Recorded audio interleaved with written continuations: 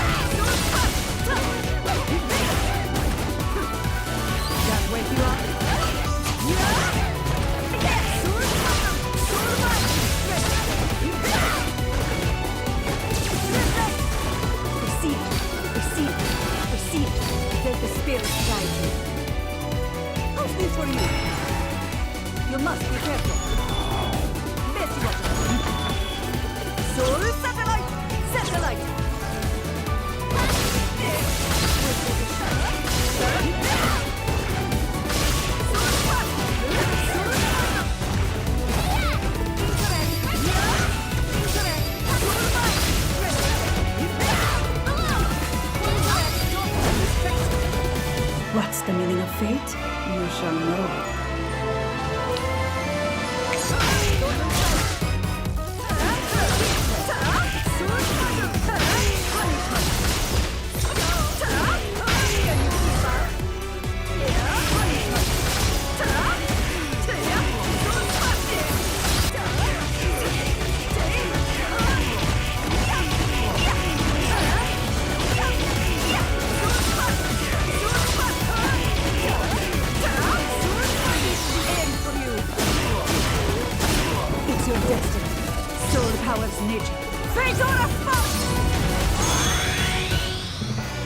You should try to learn to use your power a little better.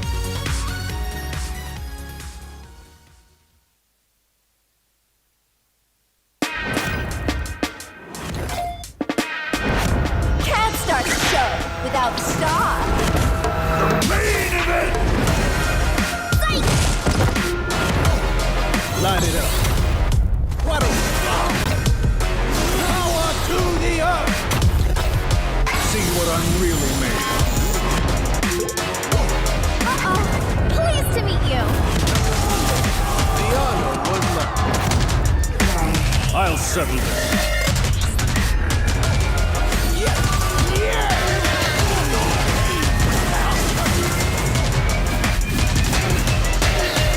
I'm shaking here.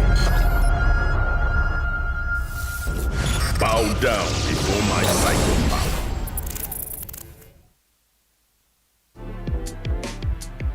What is going on, everybody? Welcome back to No Neutral, the show where we discuss all things CPT and Street Fighter related. I am Brian F, and I'm joined here by I gotta say it, Hollywood Rob TV. Rob, where in the world are you right now?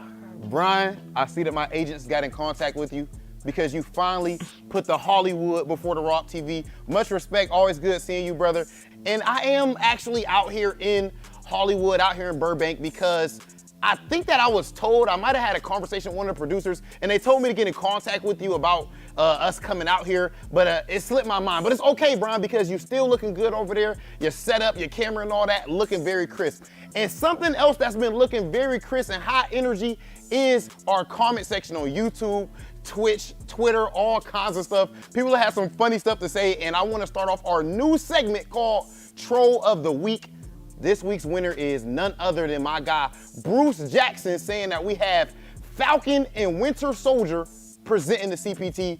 That's actually pretty goddamn godlike. And another thing that was looking beautiful this past CPT event was CPT Japan 1. I mean, that was definitely the highest level of play. Amazing neutral ground game, the patience. It was honestly just a beautiful thing. Big shout out to everyone over there in Japan. Just for showing so much love. I know this actually restreamed over there. You guys play, you guys commentary, the personality, everything over there has been phenomenal. Arigato gozaimasu. How do you feel about that last event, Brian?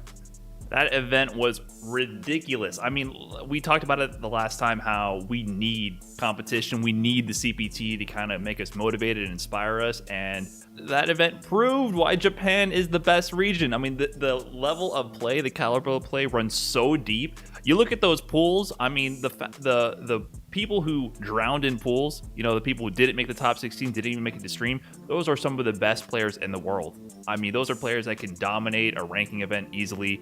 You got like Warlord Dalsums, some of the best jury play, like those kind of like underrepresented characters. Their best representatives are in those pools, and those are the people you didn't see make it to stream. And then the players who make it out of that, you know, the top 16, the top 8, like that's just the highest caliber of play there is. So we have to say shout outs to Mago for taking first place all this day, Mago. It's been a long time coming. I mean, he's had his runs. He's been September Mago, which was, you know, referencing that 2019 season where he had a lot of high place finishes, and kind of culminating in that second place finish in the Super Premiere in Japan. And then he was the highest placing player in Capcom Cup 2019 from Japan. He got 4th place in that tournament, taking out a bunch of amazing players getting there. So he's been kind of on the upswing in 2019. You know, this is Mago, the 2D god, and he hasn't really had his day in Street Fighter V. He's always been kind of like the bridesmaid, the 2nd place, the 4th place, or like the off season.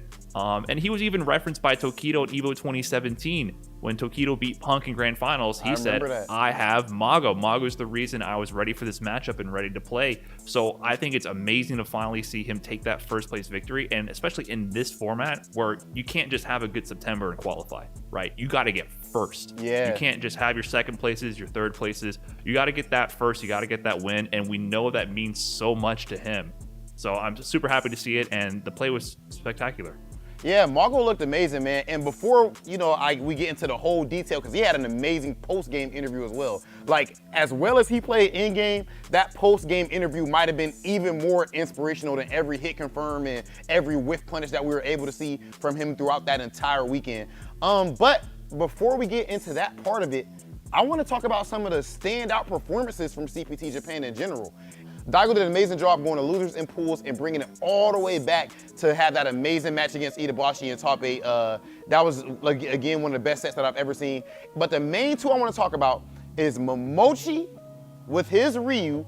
He did use a little bit of Seth, but it was primarily Ryu, and Storm Kubo with his Dan. Nobody really got this. That's our first time seeing a Dan in this is the first CPT event since Dan has been released, and it was nice to see him in the most stacked tournament 500 plus entrants, getting a 9th place finish. That was amazing to see. Dan is not a bad character. He's not like Street Fighter 4 or any other iteration. This is the best version of Dan we've ever seen. So he was 1 round away from eliminating Fudo in that bracket to take that top 8 spot. So shout out to Storm Kubo for representing an underutilized character. I mean, Dan's new, so we don't expect that much representation. Usually it takes some time for characters to take over the meta unless your name is Seth. That said, I do want to shout out some other people in the bracket. So Momochi, who was kind of my dark horse to go far in this bracket, he only lost to one man. That man is Tokido. Tokido with the 2nd place finish, showing up with Yuri, and who he's been flexing since 2020. And so Tokido did amazing this event, stopping Momochi. I would have liked to see Momochi Mago. Like, that was the only other player who seemed unstoppable was Mago Momochi, because Momochi tore up that loser's bracket. Yeah, I agree with everything that you said there. But the player, of course, who brought the most hype, who brought the most energy, and who put out the best tweet, I am Mago, 2D God. That was amazing. My man's Mago, the CPT Japan 1 champion. That post-game interview, very emotional, definitely a tearjerker. What was your takeaway from that, man? Like, did you find any relatability there or what? I think every competitor and every person can find something to relate to in that. Mago was speaking about how he was struggling to perform, about how the lack of results was getting to him, and how he even considered retiring from competing. I mean, this is Mago, the 2D God, the title bestowed upon him for his success in fighting games for decades now. I mean, he's been playing for so long, and it's been dominant in so many titles, but Street Fighter V has really been the one where he just really hasn't been able to secure that win. And he was becoming known for kind of having the skills, the talents, but not being able to close it out. Like, the mental game that was just not there. And so him divulging that with us and just showing his vulnerability there, and showing how he actually considered quitting and before putting in the work and coming back with the results, I mean, it was very moving. I think every single competitor can relate with that. The lows have to come so that the highs are that much sweeter, and that's why that tweet came out, I am Mago. So I'm thrilled for him, and he had the best quote. He says, I am no longer September Mago, I am all days Mago. So shout out to Mago for pulling through like that and really inspiring the whole community. Brian, definitely, I echo every sentiment that you just had there. That was beautiful, and I would even add and say that outside of every competitor being able to relate to that, I think that every person pretty much can relate to that, man. There's a reason why when we go to the movie theater, we don't want to see somebody just be born rich, never have any type of downfall, and just life is great forever, and then the movie ends. That's garbage. No one likes that. We like to see the ups and the downs. So seeing someone like Mago be able to get that W, I think that, I won't even say that he's gotten to the climax yet. The climax may be him winning Capcom Cup. So we broke down CPT Japan. We saw some of the highest levels of professional play that we have ever seen. And speaking of professional play, outside of Street Fighter, a common thing that comes along with that is coaching, high-level coaching. We hear a whole lot of praise for the Greg Popovichs of the world, the Bill Belichicks, but in the FGC, something I've noticed, Brian, is that when a player does go on Twitter and say, hey, I'm offering paid coaching, they get a whole lot of hate. What do you think about that? Does paid coaching have a place in the FGC, and why do you think so many people get hate when they offer it? Well, I think because most people think it's a scam, but is it? I don't know. I don't know about that. I think the problem is there's different levels to it. I mean, we are, is FGC still grassroots? It's a whole other conversation, but we're in our infancy relative as an esport, right? And most people are self-made in the FGC. You sit down, you play, you practice, you get your ass beat, and you figure out what went wrong, and you come back from that, and that's how you get good, and that's how people have been doing for generations, all right? Generations of FGC people have come through. We've seen the 09ers, now we've seen the 16ers, and that's how you get it done.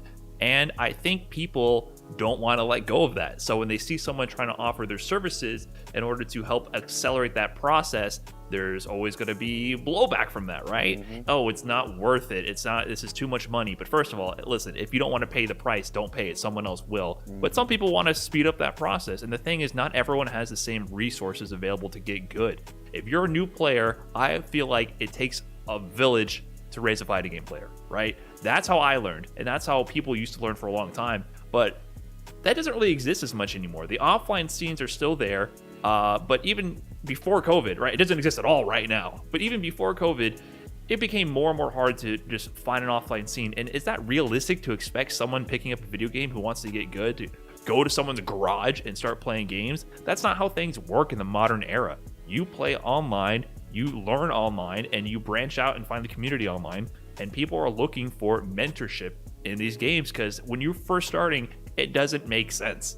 Block, hit, frame data, what's going on there?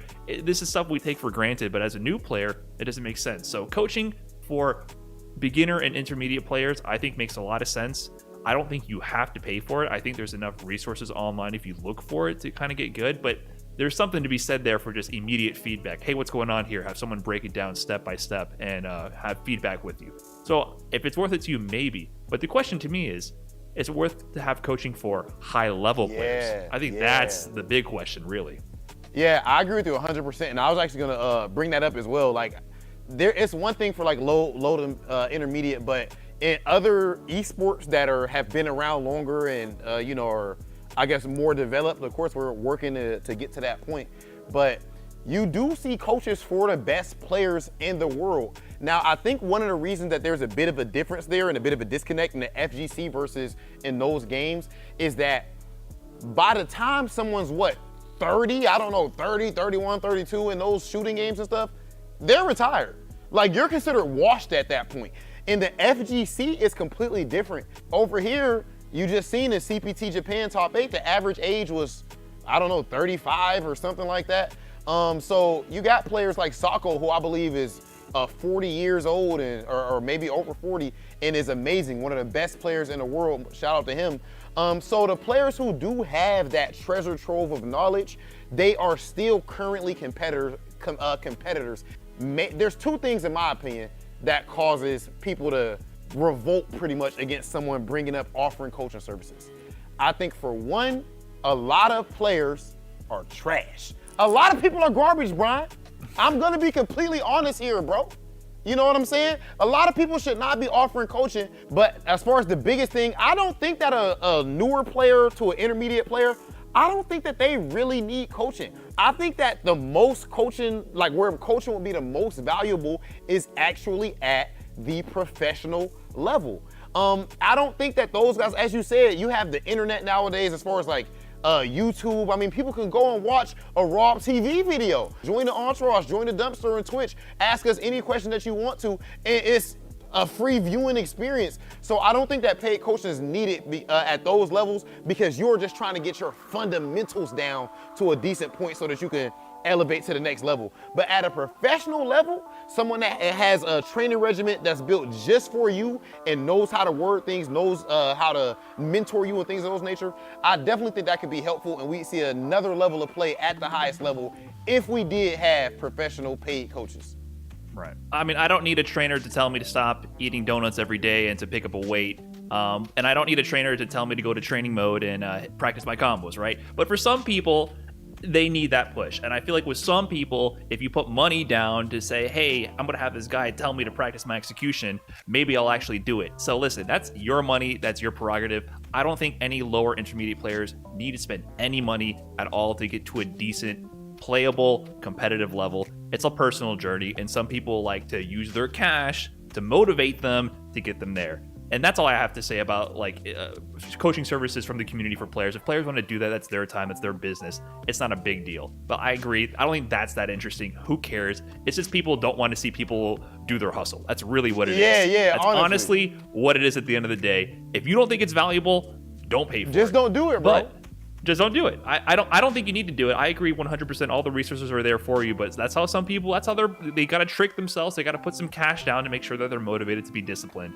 and that's how it goes. But I agree 100% that at high level, that's where the conversation becomes nuanced and interesting, because I think there's two separate conversations. There's the low and intermediate level coaching. Hey man, I don't like you trying to make money. Okay, whatever. And then there's the other side of it where can high-level players even benefit from coaching? Who's going to tell me I'm the best in the world at my character? Who's going to tell me how to play better? But that's where they're missing the point. The point is, they're not going to tell you how to like play a matchup or how to use this tech or do this combo or react to this or that. What they're going to tell you is how to handle your mindset. Yes. Coaching Sports is less psychology, about the actual technical implications of the game, and it's about how to handle your mindset, having a second pair of eyes to pay attention to the variables, having someone to help refine your strategy. They're not going to tell you how to play. They're going to help you analyze situations and be able to process information at a much more efficient rate. That's the point of coaching. Street Fighter V has a lot of parallels to poker, I think. And I've been reading poker books to help level up my Street Fighter V game, because it's not about, can this book tell me how to punish a certain move? No, I'm going to figure that out in training mode. That's not what coaching is for. It's going to tell me, how am I going to manage motivation? How am I going to manage tilt? How am I going to manage focus? How am I going to stay in the zone? Yeah. These mental aspects of sports and gaming transcend just Street Fighter. They transcend just plain competition. It's just something that is applicable to every single competitive endeavor you go through. And the fact that I see players talk about that's not worthwhile in the FGC just shows that I don't think we're there yet. Every single esport has coaches. Every single sport has coaches. Every single gaming endeavor has coaches. They exist. Do we have any relevant to our community that are that valuable? Maybe, maybe not. I mean, there are some high-level coaches behind the scenes that exist. We've seen examples. If I'm going to take one fighting game esport, Melee, Hungrybox, when he won Evo in, I believe, 2016, he had a coach that he thanked for being the reason to his success. Wow. His coach wasn't a top 100 player, wasn't the best player in the world, but his coach was able to help him analyze and process information to step his game up. And that's what high-level coaching is about. We're not there yet. We don't really have those in the community, but I think we will eventually. We are back and we have CPT Central America West. This region, I feel like, has a whole lot of people that we know about that are actually godlike, and we've seen them put in a whole lot of work. And then we also have some hidden gems. Brian, how are you feeling going into this top 16? I'm feeling great, and I'm really happy about the way this region is divvied up, because last season it was just Central America. We had people from Dominican Republic playing Mexico, and all these regions were kind of compressed together into one event. So now that they both have their own separate regions and both get 2 CPT events, I feel like we're going to see a lot more players get their chance to shine. So Central America West, we have Mexico, Honduras, Nicaragua, Guatemala, Panama, El Salvador, Costa Rica, and Belize representing, and these regions, they got some killers. They have killers that you may not know about, but trust me, the players who know, they know, and I want to give some shine to some of these players that we're going to see in these regions. So some of the players I'm looking out for, from Mexico, we have Chontecas with one of the best Abigails in the business. I'm a big fan, and if you haven't heard of him, you should. He's done work in Thunderstruck 2018 and 2019, one of the ranking events for CPT, where in 2018 he double jeopardied Chris T, and in 2019 he beat Smug to qualify out of his pools. So these guys are doing work, beating your favorite players in bracket when you might not be looking. The other players I want to shout out, Panama, we got Doomsnake. He's one of the best in the business with Vega. Doomsnake, I mean, he's been going all over the world playing Vega. This guy gets on international fights to play Vega at every CPT event. Yeah, he's dedicated, man. I've seen this guy. I show up to a tournament and there's Doomsnake. I'm like, what are you doing here? And then he's like, hey, what's up? Let's money match. And that's how he gets down, because he's down to put his money down. He's down to grind, and the results speak for himself. So he's been 2020. He was or 2019. He was 50th in global CPT and 5th in Latin America region, and he's had some big wins over some big players. 2018 and versus fighting Open Premier, he took a crazy set over Itabashi Zangief. So he's no stranger to competition, and he does it with not the best character. But Vega, he's been creeping up the tier list, so I'm excited to see what he does. A few other players, Costa Rica, we got Andy Enigma with his super strong Ken, Aeon with his Urian, and the few other killers, but I think my favorite to take the event, Kusanagi. So Kusanagi got second place at both CPT Central America tournaments for 2020. He lost to both of the premier DR representatives in grand finals, losing to Kaba, losing to Mena, but he was right there twice in 2020, right there. He's been doing amazing work with Sakura. He's the scariest player I've ever seen. First of all, I don't know if you guys at home have ever seen him. It's terrifying. I am terrified to play this man. Yeah, I've played him before. Bro, he's so aggressive. Like, Kusanagi is extremely aggressive, and I feel like in the FGC, it's common for aggression to have like a a negative connotation. Like, when I say that, I don't mean random or anything like that. He's just aggressive. He's in your face, and I think that that's what you should do when it comes to using Sakura, and Kusanagi is extremely effective at that. I think that it's really important that you brought up the fact that he got second place losing to 2 DR players. And that's a region that's actually no longer represented in Central America, in this Central America West region, because it's been divvied up more, which of course is a good thing. But because of that, I think that we're going to see a whole lot more people shine. And I know that Doomsnake is going to be putting his money on the wood in this CPT Central America West tournament. I think that he has an extremely strong chance. And you know, something that just happens a whole lot when you go to tournaments. In the end of the day, when you're from a region that doesn't have as much notoriety, as much shine, it's harder to make a name for yourself, man.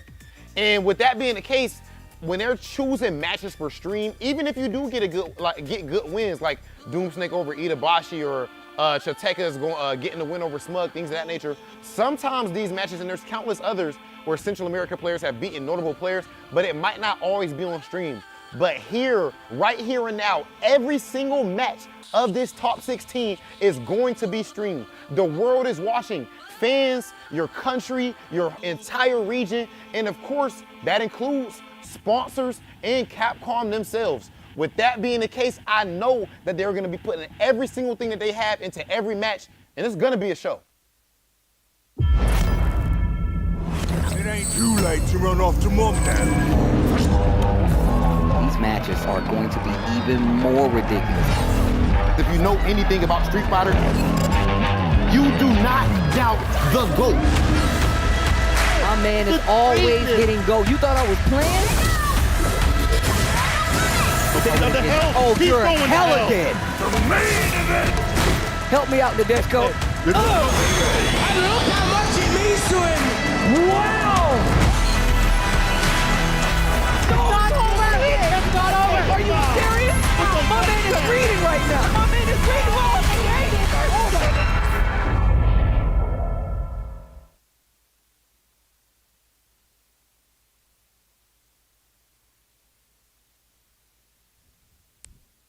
Welcome, ladies and gentlemen. It's about that time for the Capcom Pro Tour 2021. My name is Vicious, here with Rinch, and we're about to cover the Central America qualifiers. Number 1 for a ton of these players that we just prefaced. Again, that pre-show with Brian F. and Rob TV, always giving us the details as what to expect. But I know Rinch has the full breakdown of what to expect for this top 16. Indeed, because we are a Central America West, right? So we're going to kind of separating the Central America regions a little bit this time here in Capcom Pro Tour 2021. And yeah, we got a whole lot of Mexico representatives. We got some Costa Rica, Panama. And yeah, I mean, it's just the heavy hitters all up and down the board, right? We got Kusanagi, who you guys heard mentioned before by Brian F. and Rob TV. That's probably the premier favorite, right? We saw the second place finishes last year, so we're definitely going to be looking for him to go far. But we got plenty of people in here. We got Enigma, we got Hector, you got Chontecas, as they mentioned before, Gamma, Yasdaro, plenty of people that are familiar and veterans of the CPT scene. And if this is the first time you've seen these characters play or seen these players play and the way they navigate their characters, you guys got to pay really close attention to how they do so, because this is not their first rodeo. They are here for top 16 for a specific reason, and that's to become the best in their region. You guys want to check out for that bracket. Again, Kusanagi and Andy Enigma, 2 players going at each other for the first time, or at least not for the first time, but at least in a CPT environment, right? You guys have to really check the history, because these guys have been here for so many years now. I feel like this has just been one of the biggest points of the CPT, is highlighting specific players and the regions themselves. So this is going to be pretty exciting overall to see this region highlighted. Yeah, and if you just tuned in, like if you missed the pre-show or anything like that, Brian F. called Kusanagi the scariest player that he's ever seen, right? And you're going to see exactly why he thinks that. And it goes for the entire region in general, I think. Central America, very aggressive region, right? You heard Rob TV. He's like, I don't want to call them nuts. I don't want to call them wild, right? They're just very aggressive. And yeah, they want to play. They want to hit buttons, right? And that's what I'm about. That's the style I like to play. That's the style I like to see. So I'm looking forward to the matches, to say the least. Yeah, we do have a lot of character diversity. If you guys haven't checked out the Capcom Pro Tour website, if you go to CapcomProTour.com, they have a full breakdown of what you can expect when each and every event goes live, with a full-on schedule as well. If you click that link into the news section, into that blog, right, they show you exactly where to find the Smash GG page for the bracket itself. You can check out what characters are going to be involved for this event. But for the most part, it's been pretty diverse, right? We have Sakura, Ken's, Cammy, Ibuki, Abigail, Gil, Balrog. Like there's so many characters here. I feel like the only time we've seen a repeat would be a Ken player and Urian player, I think. Yeah, that's really it. And even then, right, it seems like at least one of the Ken players also plays a secondary character. So yeah, definitely a lot of diverse characters here in our top 16. And that's what we always want, right? Especially when we get narrowing it down to the top 8. We want the best players on the character to represent. So you can see the way the winner side of the bracket is breaking down on your screen right now. We got Kusanagi versus Andy Enigma to start it off, and we got Gamma versus Yasdaro, then Chontecas and Hector. But unfortunately, you can see at the very bottom of that first half of top 16, Iron Hand, who qualified into the top 16 winners, cannot make it, had other obligations, so he will be disqualified throughout the tournament today. So he's going to be down into the losers and be out as well, as you can see there. So Law Iron Hand is going to be down into round 2 already, and the winner of Babusha's and Udiel will then automatically go to top 8 because they are going to bypass that Iron Hand match. So, but you can see the rest of it breaking down as follows. Axel versus Vicoron. I believe I am the final boss versus Senor Aguilera, aka El Tigre, if you're more familiar with that. Grand Tokudai, another veteran, I should say, of the Capcom Pro Tour, and then Nanolick down at the bottom to round out our top 16. You know, it's funny that they mentioned this in the pre-show of the CPT, how they were like, you know, once you hit 30 plus, you're considered washed up in certain games, but not in Capcom. Capcom Pro Tour here with Street Fighter V. You know, Nanolick is actually 43 years old. What? He's actually 43 years old. Yeah, I mean, I just checked it out on the fact sheet. I don't know if that's like public or not, but for the most part, we have the players still on the survey. It's public now. Mans is 43 years old and still beating down everybody. I mean, that's what we like to see, right? And that's kind of the thing that we saw at Japan, right? A lot of the ages for the top 8s were in their 30s at this point, right? And I think majority of them. Yeah. So, and that's kind of, I think, a false narrative for people that aren't too familiar with the fighting game community, is the fact that reactions and it's a young man's game and yada, yada, yada. No, my man. Trust me, it's not like that. These 30-year-olds with the experience, these 30-year-olds that have 15, 20 years experience on you, they're going to be as deadly as the 19-year-old that can react to every single jump that's going to happen, all right? So it's interesting to see. And again, if you're looking at fighting games, if you're looking to get into a new genre of games and you're getting a little older, I mean, this is the place to be, apparently, you know? That's what it seems like. That's what it seems like. And again, it's not just like for the pride of the region, right? We talked about this a little bit beforehand, but to kind of clarify, this is for the big dance. This is for the Capcom Cup. There's over $200,000 on the line at Capcom Cup, and you still get paid for this event as well. Top 4 gets to share $5,000 at each and every one of these events. So again, not only do you get to prove who's the best in your region, but you get a little bit of extra cash at the comfort of your own home all at the same time. So moving on into it, we did have a fantastic Japan qualifier with Mago. We talked about that in the pre-show as well. Some of the more notables, Momochi, again, being one of the favorites, a big time one of the favorites. Daigo Umehara as well. We saw that faded match going up against Itazan. And again, there was just so much to talk about for that Japanese qualifier. Yeah, Tokido as well, right? Just a bunch of the Japanese players that you expect to see in that top 8 were represented. But I mean, beyond that, it's just like there's so many names from Japan that would feel so weird not being in Capcom Cup. We talk about this every year just because of how elite that region is. And of course, Mago is a great story because we've seen him come up short time and time again. And it's beautiful to see someone that has struggled tournament after tournament, season after season, and especially when they have been part of someone's big victory. I really like the fact that they talked about Tokido referencing him when he beat Punk in EVO for that Karen matchup, that Karen experience, right? So Mago has always been capable of winning the tournament, but winning tournaments is beyond just skill level, right? That's why we talked about the coaching in the pregame too, right? It's all about the mental attitude. There's so much that goes into success and the variables that could happen that I'm just glad it all came together for Mago. Every time you talk about the different kind of variables that happen in tournaments, you also kind of bring up the story. I remember when talking about how players would prepare for their brackets as well. There's a lot of like mental fortitude when it comes to playing the game, but there's a lot of stats involved as well when actually trying to put your efforts into practice really into your gameplay, or at least your strategy aspect of it. You have to really think about who you're going to be going up against, where you're going to fall in the bracket, who else is involved in the pools, even on a stage after that. Because when you relate that to something like Japan, you had 500 plus players to consider, right? You had 500 plus players, 511 entries, I think, and that all ties into like, all right, well, I have to play these two at this part of the bracket. If I happen to lose early, I might have to face this lower half, right? There's a lot to really consider. So it's very important to really think about those aspects of coaching too, because you can't do it all. It's really difficult too. I'm going to be very honest with you. It does help having an extra set of eyes everywhere. But again, we are setting up for our first match. It should be Kusanagi versus Andy Enigma. Kusanagi, well-known Sakura player, also dabbles with Karen from time to time, but for the most part, he's been sticking it out with Sakura. Andy Enigma, however, going with Ken for a very specific reason. We saw in his information sheet that there were so many times where he was bullied out of playing Ken. He was like, no, play Ryu. Yeah. But now he finally gets to play Ken and has had a lot of fun with it. Has been rocking it for his brother as well, rocking Ken in the CPT. Yeah, I thought that was really cool. I'm glad you brought that up because that's what I wanted to bring up was the fact that he was bullied into playing Ryu as a straight bully. Like, no, you're not picking Ken. No. If you grown up, I'm an only child, but from the people, my friends that have siblings like yourself, have told me that there's plenty of bullying going on in the household. So I could totally see, the older brothers being like, nah, son, you're playing Ryu. You're gonna play what I tell you. But now that he's playing Ken, we can see Ken is my main character because one of my older brothers would not let me play with that character, so they forced me to play Ryu. When I grew up, I was finally able to play as my favorite character, which is Ken. He reminds me of my brother who passed away, and that is the reason why I entered the FGC. So obviously a heartwarming story for all of us, right? Definitely the death of a family member touches everyone that is listening right now, and to see him kind of come into the FGC because of that is a beautiful thing, to say the least. Without a doubt. And of course, we have Kusanagi with his fun fact, his quote going into it. Very happy to be here. Grateful to the people who support me and those who don't too. I hope I can play in a way that I don't regret not giving my all.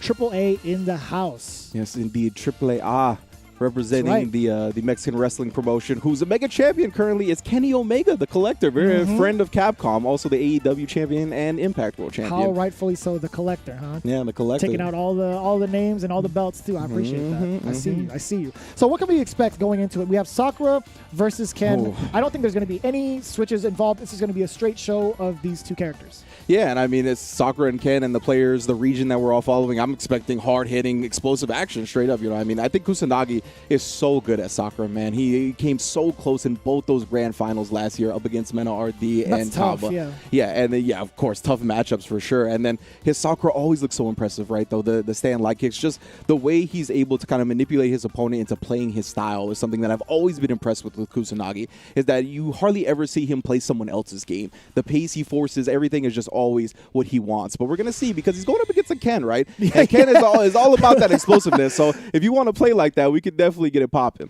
I was going to say, meanwhile, he's playing against a character who's very explosive and aggressive himself. So we're going to see how it turns out. Kusanagi already kind of checking the back foot from Andy Enigma, right? Throwing out those fireballs at first. And you talked about that light kick placement. Big crush counter. Both players are technically swinging at each other. Andy's getting the ugly half of it, getting countered. Yeah, you see, the way he set up that first stand light kick, right? That big, roundhouse from Sakura is a good distance away. And a lot of the time, the player's going to want to poke afterwards. So he just goes to the counter poke light kick. You're going to see that a lot. And there we go, the plus frames as well. Stop trying to walk back on him. Another V-shift used, but of course, he started out with a grab, so he was able to option select no matter what, taking away some of that V-gauge from Andy Enigma. However, it's changed. Kusanagi, while in the corner, just dashing up into Andy's face. I loved it, honestly. Activates as well. Juggles with that V-trigger too, Tatsu. Let's go all the way through. I really love the dash out of the corner, too, because he waited after the shimmy to do that, right? You saw him not bite on the shimmy whatsoever. The throw bait did not work out, and then he takes his positioning after that. Yeah, for the most part, we see a lot of players kind of back off as a sign like, okay, well, I'm ready for you with an air approach just in case. But the dash up, I mean, let's go. Give me that reset, right cross under. Keep riding this momentum, fam. You do not want that stun bar to start depleting, but that is the case. Big jump in from Kusanagi. Yeah, and while we're in that situation again, Kusanagi now pushing Andy to the corner. V-reversal finds the mark. V-reversal out, V-shift out of there for Kusanagi. Yeah, doing whatever he can to provide himself some space. Oh, another jump in, risky that time. Andy Enigma a little bit more reserved on the fireballs. Tries to V-reversal that, but it's just a jump over. EX Tatsu closing the distance real quick. Couldn't quite combo off of it, but the meaty lights will be enough. Able to close it out. Definitely a counter hit. Kusanagi was not afraid to press buttons there. But again, there's just a lot of information being given in the early parts of this fight, right? That's just how it usually goes. Oh, yeah. And then Kusanagi, you see, trying for the throw bait there, but no, wait. And the Enigma got caught chilling for a second and pays for it with a big jump in. Now back to the corner. That was a threatening stance. If I ever saw it, he was just waiting. He was like, yeah. Come at me. Make me bleed my own blood. I dare you. Looking for the intimidation checks. Yeah. Sorry, it was at disadvantage that time, friend. Going on the other side. Ooh, not quite stunned yet. Tried for a V-shift. That's going to be the stun. My man's is done. Kusanagi taking the first game. I like that. Like that a lot. Little bit of a mishap we saw there from Andy Enigma. Not really in a position to take those kind of hits. I mean, there could have been something to kind of interrupt his gameplay, but at the same time, you got to keep your stuff plugged in. yeah, for sure. Yeah, I don't know. Like, that's again, all I can think about. That's the thing. That's the dangers of playing at home, right? You don't know if the dog jumped in, took out the cord, or whatever the have you, right? You got to play in the secure space. That's the classic. When the cat jumps on the keyboard, or at least, you know, forces you away from your controller. It happens sometimes. James can attest to it. 1000%. There goes that cat again. No. Did you see it? Come on, man. James ain't here this week, bro. He's got no sympathy for you. All right, got the forward throw. Now we're going to activate the V-trigger afterwards. Good tech. Oh, my goodness, with that stand light kick, you got to respect it. Now into the corner again. A gang of damage coming from the V-trigger, really making it worth. Big shimmy. Yes, sir. All the way through for the stun. Seeing stars at this point. Now we're going to throw shimmy. Actually just backs off. He's like, you can come to me. I'll let you watch your demise. Oh, wait not a like minute. this, though. V-trigger completely active. Back throw. What's going to follow suit? Oh, You already got knew it the was back coming. dash. You knew it was coming from that far away. Why do you move? You are not allowed to move. Stop in your tracks. We knew it was coming. In our heart of hearts, this man was going to toss you to close the gap. We already knew. Oh, my goodness. He caught the back dash, and there it is. Andy Enigma, you got to ride this momentum, young man. You know you got Kusanagi a little shook now. Veteran of the game, but anybody get hit by that, now the glass is breaking. Keep riding this momentum. Forward throw. What's next? Keeping him in check. A lot of plus. You did not interrupt the dash this time or the command run. No V-skill check. +2 on those throw whiffs. You already know. Oh, wait a minute. A lot of gray life being taken away. One more on him. V-reversals, or excuse me, V-shifts out. Dang, that kick is looking sick. I love that animation. The V-shift as the jet guns went off, too. Oh, oh, no. Now quick rise to get the punish, though. Chilling on that magic pixel. Oh. No bonuses there, unfortunately. Yeah, horizontal plasma beating the vertical plasma. I mean, I like the idea. You know, Kusanagi's just trying to check the air, but at that much life left, he wasn't able to risk it like that. I wouldn't have done that. To risk it, I mean like that. But Kusanagi's here for a reason, not me. Let me fix myself. Let me fix myself instead of critiquing that. But I do like the idea of him just checking the air. It's just, you know, a little too late. Yeah, 100%. I think he wanted, like, the bigger bet, right? He was like, okay, like, the life deficit is kind of out of control at this point. It's 1-1. I don't need to fight for my life. Let me throw out something that will give me a huge reward if it actually does hit, right? Yeah. So, but of course, it did not. My man, Andy Enigma, was playing nice and solid, just staying on the other side of the screen, throwing the fireball game. And with Ken, right, that's kind of like what you utilize to kind of set people up to start a bigger offense. So at that point, he was just, like, using it as a secure thing, right? Fireball from full screen, you're at 1 pixel. If you eat the fireball, then I win, and I don't have to take any risk. Yeah. Very, very minimal risk involved. And I'm really liking the way that Andy Enigma has kind of recovered from these kind of hiccups that he's had throughout the match. You guys have been noticing that we talked about, like, you know, something kind of messing up with the controller. I mean, he's literally just standing there a couple of times, and that could be a pretty huge mental break. It's like, man, what's going on? You know, like, I would be flustered. But it all ties in with, you know, having that mental fortitude to just be like, all right, well, it happened. We got to move on. And Andy Enigma is showing like no signs of sweating, no signs of stopping. He was just going in. And, you know, he's really pressing the issue too, especially when he has that V-trigger, really intimidating Kusanagi into pressing buttons still. And then when it's time for him to actually press buttons, especially during a V-skill check, no buttons to be found. A little bit too late, actually. Yeah, for sure. So I really like the way Andy Enigma bounced back, as you said, because a lot of the time when you're going up against a player like Kusanagi, it's very easy to get overwhelmed. He's just so aggressive, and on top of that, counting the whatever the execution errors were or whatever the controller mishaps were, very easy to get down in the dumps. I mean, us as fighting game players, we play it online. It doesn't even take that, you know what I mean? Somebody anti-airs me when I'm like, how did you know I was going to jump there? I'm throwing my controller, you know what I'm saying? So in a CPT environment, up against the likes of a Kusanagi, trying to get to top 8, trying to get, you know, to the tournament that will win you $200,000, trying to get $5K in your pocket right now, I mean, it's definitely even more of a taxing thing on your mental. It's exactly why I play on a fight stick more so than a controller. It's a lot harder to launch. Exactly, yeah. There's a lot more startup involved. You have time to think. Yeah. Ooh. All right, so this is a big jump for Kusanagi. Yeah, we've been seeing a couple of the V-shifts as well. Plenty on the side of Andy Enigma. And I really like it a lot of the time after like air tech situations. A lot of time people try to cross under or get you with a throw bait. And V-shift will kind of get you out of those scenarios. I like that cross-cut DP from the side of Andy. Again, no checks on the V-skill run. Big block on the overhead. No big conversion, though. However, yeah, still going to be out of the corner. Andy checking the jump over. Oh, wow. Great conversion from Kusanagi. Oh, waking up. Yeah. He did it again. That's the second time the light DP has connected. Just knowing what Kusanagi's going to try for the throw. Man, he's got the strats. He's already got it downloaded. That's impressive. Yeah, so the reason he does that is absolutely to check Kusanagi. And man, Andy eating an EX uppercut of his own. All right. Yeah, after the cross cut, right? He's definitely not been letting Kusanagi jump for free. But couple of crush counters here. We'll put him in the corner. Nice. Great patience, and then the anti-air, and then the Again! cross cut. Wow. Back-to-back sequences. Same exact thing. Kusanagi, okay. Oh, I was going to say activate after the 3-frame light Tatsu, but no, too far for that back medium punch. Oh, no, gets caught moving forward. Back throw. Oh, great choice from Kusanagi, too. He needed that bit of extra damage. I don't think forward throw would have done it. Back throw just enough to get in that frame kill. And that's just a dangerous situation overall with Sakura in your face, right? She can throw a plethora of normals to keep her safe or keep her plus. But the throw, again, just enough. Uppercut, or excuse me, crouching heavy punch. Yeah, it's real interesting. Like, when he stays in front, a lot of times it's the crouching heavy punch, but he's always got the cross cut ready when the cross-up happens. Now we got corner pressure from Ken. Oh, no! No! You V-shift in the corner like that, you paying with your life. What's does it again! Oh, my goodness! Got caught reaching. My man Andy is teaching out here 2-1. Oh, welcome to summer school, baby. That's what I'm talking about. Back-to-back delayed neutral jumps. Yeah. To stuff Kusanagi on both options. You're going to V-shift?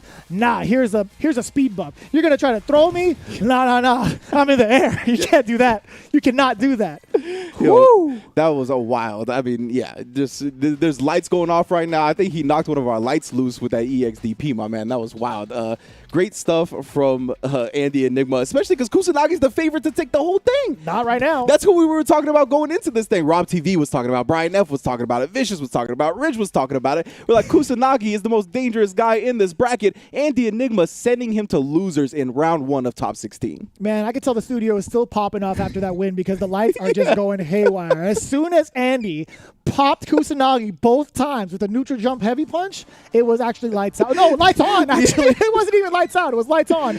But that takes us to our next match, Gamma versus Yasdaro. There's been a lot of talk about both these players. Gamma, well known for his career in Street Fighter 4, even more so in Street Fighter 5, sticking to Cammy. Cammy loyalist through and through. Yasdaro going with Ibuki and now Seth. Yes. Yeah, and 2 veterans of the scene, right? As you mentioned, Gamma been around since Street Fighter 4, definitely has done work in Street Fighter 5 as well. And Yasdaro, I feel like I've been calling his matches since I've been part of Capcom Pro Tour Online, you know what I mean? 100%. So these guys have always been representing their regions when it comes to Central America. And again, we've split up the Central America region now, right? So this is Central America West. They're not going to have like some farther connections that are going to be harder to deal with now. They're going to be playing players that are more familiar with. And I want to see what that really brings to the table, right? We've already seen Andy Enigma take down Kusanagi. We'll see if Yasdaro and Gamma have a little bit more familiarity with each other. And I always like seeing players that play against each other a lot, you know what I mean? Because then we get to see the outside-the-box thinking and just in general exploiting habits that these players have. And you're looking at the region itself, right? When you're looking at something like a connection and you're talking about like the geography of it all, I feel like the furthest connection that we would possibly see would be like something like Panama versus Mexico, right? Because Panama's like all the way down there in Mexico, you know, like a very vast region. At most, depending on where you're at in Mexico, you're kind of thinking like a almost coast to coast kind of trip equivalent to like the US. Yeah. Almost, right, in terms of connection. Yeah, and before it was the potential was much worse, right? We had the Mexico and DR players, which are on the opposite sides, you know what I mean? So yeah, it was definitely a much more difficult thing to deal with for them. But now the Central America West players going to have more stable connections, playing these players that they play with more often as well. So I really want to see who's the best of the best, who rises to the top. You know what I mean? See, you know what I'm saying? As Macho Man would say, of course. I was waiting for you to and then like a little creamer comes out of your hand, huh? One of these days, we'll get the props. I'm gonna get it out of the kitchen and then just make you use it as a prop. Red Bull, hook up the creamers, son. When we get that. the Red Bull branded creamers, I need to do the promo. So Gamma versus Yasdaro. What can we expect? It's gonna be Cammy versus potentially Ibuki, and or Seth, right? Yeah, either way. And, of course, we always know Cammy is that glass cannon, right? Of course, she's got a lot of low health, but she's so explosive. She's got the great walk speed, and that's going to forever remain great in Street Fighter V. I think that's part of the reason why she remains top tier. It's just because of how good her walk speed is and the general flow of the game of Street Fighter V, right? It just depends so much on spacing and the willing to kind of bait people's buttons out because of your walk speed and how close you get and whatnot. So Cammy, of course, is going to be playing that game. Ibuki, I'm not really sure how the Ibuki players are feeling Ibuki in this season, and my man Seth just disappeared. Like, I don't know what happened to the Seth players. They're in hiding. There's like one or two, but a lot of people just drop Seth entirely, and I feel like they're still a good character. So yeah, I think Seth is still a pretty threatening character overall. Despite changes to dive kick, that's been one of the biggest bane of existences for a lot of players in terms of like bypassing neutral. But we're not going to get too heavily into that. In fact, we're going to get into our next couple of games with Gamma and Yasdaro. I do believe we have our quotes from both players. Let's take a look at what they had to say going into it. We got Gamma I like, oh man, this is hard for me to pronounce. Wahalotas? Wahalotas. I'm guessing. Ooh, I think you're correct. I I'm like guessing. Wahalotas and Rainy Knights representing Rising Heat team. I'm about the Rainy Knights too, fam. Sad boys for life. Got it tatted on my chest. Best believe. What's what we got from his opponent though, of course, as well, Yasdaro. Ooh, I like how to play Street Fighter V in my free time. This is how I get rid of stress. I don't feel as prepared to play against good players as I'd like to be, but I trust that my fundamentals will still give me a good result. Final quote is Kusa MLP. All right, Whatever he says, I'm that. Honestly, I do like the confidence that Yasdaro brings to the table. He is very humble about it. He's like, you know what? I may not be as prepared, but I've done enough to trust my training, and it's brought me to this point. So this is going to be a very interesting ordeal. We have Gamma versus Yasdaro. Again, we've been very familiar with them, but if you haven't, you guys need to check them out. Gamma, very, very solid, aggressive Cammy style play, knows how to mix it up with one of the key factors of approaching with Cammy, which is not only just like the walk speed, but mostly the air approach, right? That's what a lot of players focus on when it comes to Cammy and the neutral is the air approach of Cammy being able to change that trajectory with that dive kick. Yasdaro being able to do the same thing essentially with Ibuki, but not as effective without bar. Yes, of course. And then Seth as well, right? Another character that can change their trajectory. So we got all of that on deck, and we're going to really see who's on point with the anti-airs, right? Because that's how you're going to be able to combat that. But of course, because of being able to change your air trajectory, you can't pick the same anti-air for the same timing every time. That's what makes those characters so strong. So we're going to see if there's going to be like some type of universal answer, whether it be like a jump towards button or a jump back button or some type of nonsense where they just don't want to play with it on the ground at all, right? Maybe they'll just back dash or forward dash to try to cross under while they're dive kicking. There's a lot of answers, and we're going to see what they bring to the table. And of course, you're allowed to register now for the North America 1 qualifier, the West qualifier. Very excited about that, to see that play through as we are going through a ton of CPT events. I feel like this month alone. Oh yeah, there's CPT events. I feel like it feels like every weekend. I'm not exactly sure, but it definitely feels that way at the very least. You mentioned West coming up soon. We have Middle East coming up soon. There's a whole lot, and yeah, with the expanded region list, there's going to be Capcom Pro Tour action all the time. So keep it locked and loaded on this channel as per usual. I love the fact that Gamma went with the Blair Dame throwback. I love that costume. I am about it. And Seth is the pick for Yasdaro. Yeah, I definitely have not seen this candy costume. There's still costumes in this game I'm unfamiliar with. I'm very familiar with that low forward and spiral arrow, though. that is a Cammy staple. And then the dive kick, as you mentioned, already rearing its head. This is a tough situation for Yasdaro already, right? Not being able to do anything about, okay, well, I take that all back. Escapes the corner just fine. Yeah, and then committing to that target combo right there, but a little bit tough to punish via the spacing. That one might also not be punishable. I can't remember. Ooh, nice. With punishing that crouch heavy kick. Oh, my Big goodness. Crouching heavy punch, nothing to follow suit, though. You can't really follow up unless you got critical art or trigger. Ugh. Yeah, you know, I've been watching Hurricane, and Hurricane, that's the Hurricane special, right? Is the crouch fierce into the V-trigger, but that was just Dolo right there because there was no V-trigger to go into. Yeah, too far for that crouch medium kick. Man, that was a deep dive kick. I like that. Yeah, Gamma going straight into the punish against the crouching heavy kick. Understand, medium kick, just harass. And the Gamma's done a great job of using Cammy's medium normal so far. I love that, even baiting out the anti-air. Oh, no confirm. Off a low medium kick. We saw the counter hit. Yasdaro, he had an opportunity to actually counter hit with that crouch medium punch. There was a standing short hit, but I guess it was too far. Maybe the timing was a little off. Wow, I'm honestly surprised Gamma jumping in right now, but putting a lot of great life on. There's that crouch heavy kick again. Great whip punish right there. Ooh, into the V break. I just like the animations of the V breaks. Yeah, it was dope. No. I think Ken has the best one with the sweet chin music. Yeah. This is definitely the best one. I'll give me that gray life bag. Fully loaded on the side of Gamma too, Yasdaro. Gotta be concerned about that, but looking to activate trigger of their own. That is a full-on punish, my friend. You are not allowed to do that for free. Yeah, we talked about that earlier. It was a little tough on the punish the first time, but with that enhanced spiral arrow, gets it, puts him on Magic Pixel, gets chunked to the corner though. Oh, one more time with it. Yo, you met up air to air. There wasn't enough time for Yasdaro to set up any sort of mix-ups. I think he wanted to go for the jump and maybe go for an ambiguous cross-up in the corner. But Gamma was like, nah, that's not the right timing. I'm going to meet you air to air. Forward jump, light kick. I like that. Yeah, a lot of the time people like to do stuff like that, bait out like some type of reversal, right? If they wake up EXDP, they'll be jumping over them already or something like that. But yeah, the timing looked a little off, and I really love the fact that Gamma was just like air to air, right? We talked about that being one of the options to kind of deal with these characters that can change their air trajectory. So Gamma, veteran of the game, takes the first one.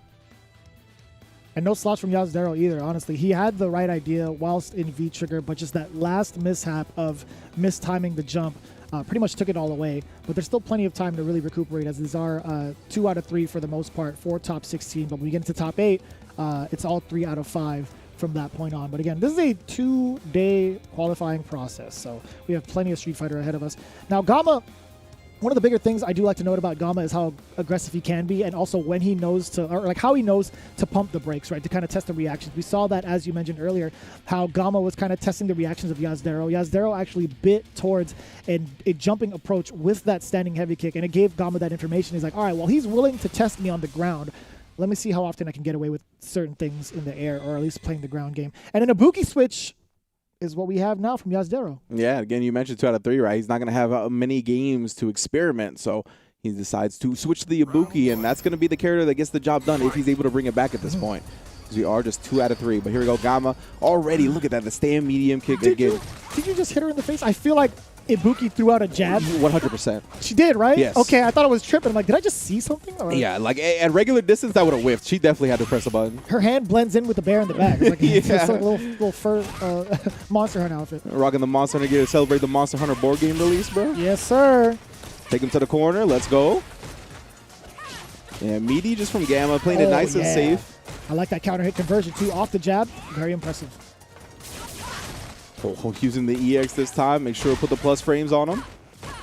Man, there should be a traveling call on that, because she goes for the hooligan combination, travels like halfway across the screen, and gets the dive kick after that. That has to be 2 bars. It's like when LeBron picked up the ball and started walking, and the defender was like, "Ref, what are you? What? How is this possible?" That's what we think about every time we see Cammy go into the sky and dive kick. We're like, how is this possible? Balance team. I need some penalties. Come on. Make that 2 bars. I'm kidding. Ooh. Wow, yeah, the juggle. I forgot about that too. I mean, it is a buff, but I don't know how big it is really. Yeah, it just resulted in some additional damage there. Nice EXDP. Get it off for now. Wow. Gamma big confirm into the corner now. Yasdaro fighting back a little bit, but yes, that's what I was waiting for. The activation. Ooh. Press the button afterwards. Yep. Oh, and then caught her reaching on the throw. Of course, that overhead X is a tremendous throw bait. Activate off that crouch fierce. This is what we were talking about earlier. Oh, too far for the target combo. You're actually dead. Oh, he had the right idea. Yasdaro was trying to go for the punish. It's just too far. And those are the ones that hurt the most, is the ones where you have the right idea, you do the thing that you thought is the correct decision. It even looks like it's the correct decision because the first part hits and then the rest of it just falls apart. A little bit, yeah. And it's like, in situations like those, it's hard to be like, man, it's like, why? You want to be like, man, why didn't the game reward me? I did the right thing, right? I hit him the first time, but I mean, at the end of the day, there is a better option there, right? It's an option that can more consistently happen, but it's just something you kind of default to as a player. Even at a high level like this, you're like, okay, I finally get an opportunity to punish this. She's in V-trigger. You're feeling the pressure, the overwhelming just nonsense of Cammy, and then you're like, all right, this is it. And then it just whiffs, and you're like, but no. No.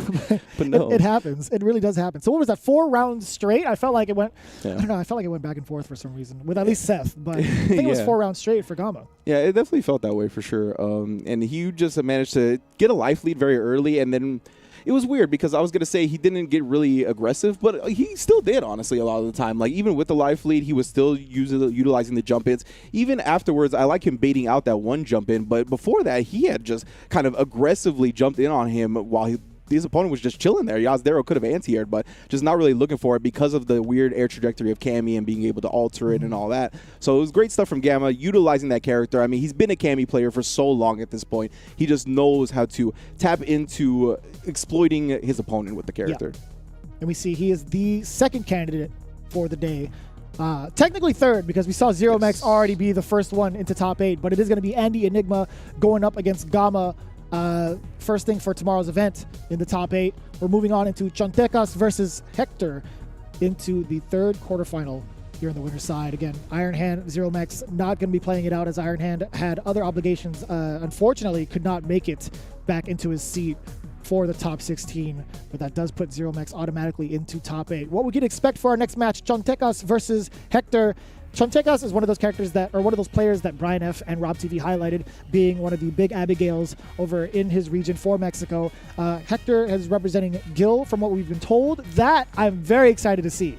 Yeah, for sure. Gil, I feel like still one of the more underrepresented characters. Came out and was experimented with by the likes of Diaz and IFC Yipes, and a lot of cool tech came out for the character very quickly. But it felt like his neutral's just been kind of lackluster, apparently. At least that's what I'm gathering from the players not really utilizing him this much, because he does have deadly mix-ups, good damage, and the retribution system is quite cool. So I'm interested to see if a player like this with a little bit more time to the character that has stuck with them really shows us something we haven't seen before. And then on the other side, you mentioned Chontecas. Yeah, took down Smug, I think, in 2019 Thunderstruck with Abigail. So yeah, a premier player.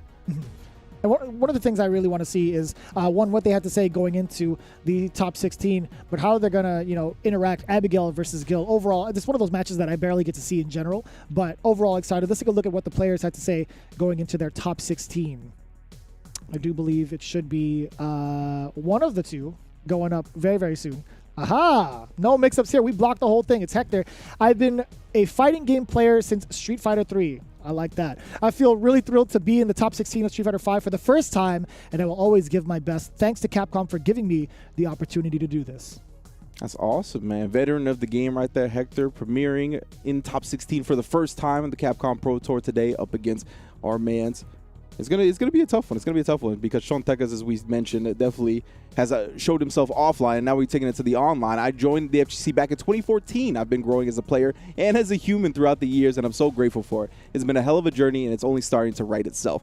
I like this. I like this a lot, honestly. He's a relatively new face of the FGC, right? We've talked about people that have been playing since Street Fighter 3, which is back in the early 2000s, and we got somebody right here that just started playing in 2014. So it's good to see the battle of generations, but I love that he recognizes that he's not only growing as a player, but as a human, right? We're always doing that, and that's always going to affect the way we play when it comes to competitive games as well. So I'm looking forward to this match. Absolutely. So it's going to be Abigail versus Gil. Abigail is going to be the match in total. One of the things that scares me about both of these players is how explosive they can be once they get started with V-Trigger. Yeah, exactly. Like just the straight up the characters, as you mentioned, right? We talked about the players of the region being explosive, but the characters, Abigail versus Gil, I mean, you could get one guess and that's the entire round, right? A lot of the time is that like you don't get to play a lot of defense. You better guess right on those few chances you do get, or else your life bar is going to be completely gone. At least that's what I'm hoping for. Oh, no, without a doubt. One of the things I want to see is which V-Trigger is Gil going to pick? Primal Fire? Okay. Trigger 1. Indeed. And yeah, of course, Gil, all about that retribution system, right? Mixing the ice with the fire to get those crush counter-esque effects throughout the combo. So it's going to be cool to see. Yeah, because normally he doesn't have crush counter in general. Like he does not have that mechanic built into him. He has to do it through retribution. Yeah, and that's I thought still remains one of the most unique and interesting features of any character in the game. So I want to see how our man really brings it out. Mount Airbender as the name too. I like that a lot. He jumped in. He just straight up jumped in. He's like, I'm going to start off by jumping. Dang, what a conversion. And you know what? It's cool too because he said he's been playing since Street Fighter 3, right? Which obviously Gil, the boss character of that game. So representing his origins. I'm loving his movement right now. Hector has been so active, not only with his normals and movement, but with the fireball game as well. And he jumped out of the first command throw he threatened. That was really good. Most people would have just sat there and taken it, especially with that live feed, but Hector had the right idea. Good read. Definitely really good so far. I love how active he's staying as well. Now we got the V-Trigger active on Chontecas though. Yeah, I'm going to use it to get rid of the projectile and then get some space. Again. Oh. Dang, raw lariat. It's so good. Yeah, I love the way Hector's playing, man. He's really switched up his rhythm from the beginning, too. Oh, no. Finally mistimed the lariat. Great jumping from Chontecas. You can see now. Don't get command grab. Oh, he jumped out again, and he's got full bar. Uses one EX. We got some retribution on deck. He's not going to use it. It's totally fine. It's totally fine. He walked him down. Most people would do like crouching short twice over up close and then low medium kick. Nah, Hector walked up. Forced Chontecas to walk back and caught him with the low short. I love it. Oh, and a great air-to-air as well. Got caught a little greedy that time. Chontecas still willing to press a button. Man, he's playing like actual CPU Gil out here. Yeah. We're just waiting and punishing. Beautiful patience from Hector. Oh, better anti-air from Chontecas. Yeah, using that V-skill as well. Speaking of V-skills, he tried to do it again. Interesting. Oh, man. Retribution time. Dash up. Oh, I lied. There it is. Oh, yo! You ain't going nowhere. That was so far. Oh! Bring it to the armor with the EX Fire. No armor. Oh! Looking like a car crash, still going through. What's next? Tries to get with the crouch fierce. Oh no, still got clipped. We wake up with buttons though. Put him on a magic pixel. Activate that V trigger on top of that. Where you going, fam? Don't you move. You stay right there. We'll let the fire go out afterwards. Oh my goodness, got scooped. Was it Maple Leaf Crusher? Oh no, Hector. Keeping him on a pixel, but just cracked, jumped, and got clipped by the headbutt. You never want to headbutt Abigail. Charging through, using that meter early. Chontecas is getting rid of the fireballs as well. Oh, that was a big exchange on the side of Chontecas, though. Yeah, it definitely worked out for him. I like the idea Hector was trying to implement there, but it just didn't work out, and now we got big punishes. Yeah, Hector was anticipating Chontecas trying to use that back fierce to just nullify the fireball, but the EX Lariat gets punished. Great switch up from Chontecas, honestly. Recognizing that he was looking to do that. Wow, speaking of the switch ups, this time going with the air-to-air. He's out the crowd, the slow fireball again, backing it up by the fire. This is not going to do a lot, though. Forward throw, finally get some more offense going in. Backdash, though, from Hector. Excuse me, Chontecas. And I like that patience from Chontecas, speaking of, just making sure the V-Trigger is not a threat. Playing a lot slower than we just saw. Yeah, and I think you hit the nail on the head. It's because he was waiting for that V-Trigger to go away. Now Hector, less explosive than he once was because the V-Trigger is up. Oh, long distance, but then going to the EX Abigail punch, not expecting it to hit. Missing a lot of these opportunities to kind of tackle on Abigail after these certain sequences. Big anti-air, that's all he really needed. He's just waiting for Hector to take to the skies. He's been very antsy, not antsy, but he's been very, open to taking to the skies as an approach. Yeah, for sure. That's like he came out the gate. I think 99 seconds jumped in that very first round, right? And he hasn't really shied away from it. And Chontecas at that point, once he established the life lead, he was like, all right, I can tell that you're willing to be aggressive. And at this point, you have to be aggressive, right? You need to. There's only 26 seconds left on the clock. You're going to have to make something happen. I have this much of a life lead. So he just waits and anti-airs him perfectly. Another lariat finds the mark. I feel like he's the most successful human being in catching these lariats raw. Oh, no. Baby toss into the command throw. 2 back-to-back command grabs. That's rough. That's a whole lot of life already lost. Tries to parry that time. It's a little bit too late. Oh, we're going straight through. And I like it. Flexing his options, getting past the fireballs. It can be a little troublesome, but Abigail has a great time going past him. Yeah. Great recognition on the distance he landed that jump into. You're off the wall. Yo, Chontecas now. Set point. And again, this is our last match in top 16 winners because our last scheduled match, one of our players could not make it. Ooh. And I like this a lot closer to start things off for Chontecas, but now the fireball threat is imminent. Hector, great air-to-air escape. Forward throw again, and yeah, he's been getting damage here and there, but just nothing big. Man, that double bass drum effect really gets me. That's a lot of talent. Oh, there we go. Hector able to get a clean punish right there. No whip punish on that big crouch fierce, though. Oh, no conversion off the crouch medium punch. Yeah, surprised he didn't have something behind that. He just passed by that ice projectile. Just moving his body over that jump medium punch. Yeah. All right, there's the activation route. Not a big one. Oh, but this is. Beautiful parry from Hector right here. And yeah, with the V-Trigger on deck. Oh, stays in front. He was trying to be a little cheeky with it, try to get an instant air jumping short away from Chontecas. But now, again, you can't let, I was going to say, if you let Abigail get anywhere near you and open you up, that critical art is going to kill you. Yeah. Very, very scary situation right there. And Hector, he might have been thinking about a chip situation at that point because Chontecas' V-Trigger was already popped. But getting the full meter for this round is huge. This could definitely aid him in getting the W. Oh, committed to the whole thing. I do like that. No. Chontecas now pushing Hector towards the corner. And just harassing him with those crouch medium punches. Been a key tool in the matchup so far. Does get the EX knee and the counter hit light kick. Big conversion too. V-shift out of there, finds the mark, but still just backs away after that hit. No big confirm. Yeah, but Hector has V-Trigger on deck. You know he's going to be looking for an activation. Pops in now, tries for a throw bait, not biting. Not a single button press from Chontecas. Great patience for doing that. Ooh. Trying to bait out something there. Gets a slight punish, but again, not committing to anything after that crouch medium punch. Oh, not dash enough up crouch armor. fierce. There's not enough in the tank of Abigail. Full critical art on deck for Hector. Oh my goodness. I think a solid jump in for Chontecas. Oh no! Uh-oh, Chip is imminent, but he does have V-reversal. Oh, he committed to a button, crouching light punch. Yes, indeed. Yeah, and as you mentioned, right, he was going to be looking for the chip out anyway. So spread the wings, Hector, tying up the set 1-up. That was good adjustments, man. It really looked like to me that Chontecas was going to be able to take the second game a little bit more easier than he took the first, just because of the progression of that first game. Chontecas really, I felt like, was catching on to the rhythm, making him be uncomfortable. But what a bounce back from Hector. He looks very solid. I was kind of curious with that last sequence, too, just kind of like chime in on it. The timing of the fireball afterwards, can you still delay V-reversal in time to negate the critical art? I feel like Hector's timing wouldn't have allowed Abigail to catch the V-reversal. Yeah, I think you're correct. Because, yeah, that's a good point. With the fireball right beforehand, he may have been able to bypass that super, but, yeah, I think he spaced it out enough. Either way, into game number 3 between Chontecas and Hector. Looks like the vertical projectiles. Ooh!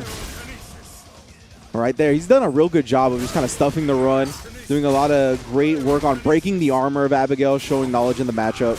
Ooh! A lot of these instances from Chontecas has not paid off, and he's spending a lot of resources towards that too, getting stuff each and every time. Hector's so active in checking with the fireballs. Yeah, all the damage has just been fireballs, lariats, throws here and there. No big combos, and this is why Abigail's a character, though.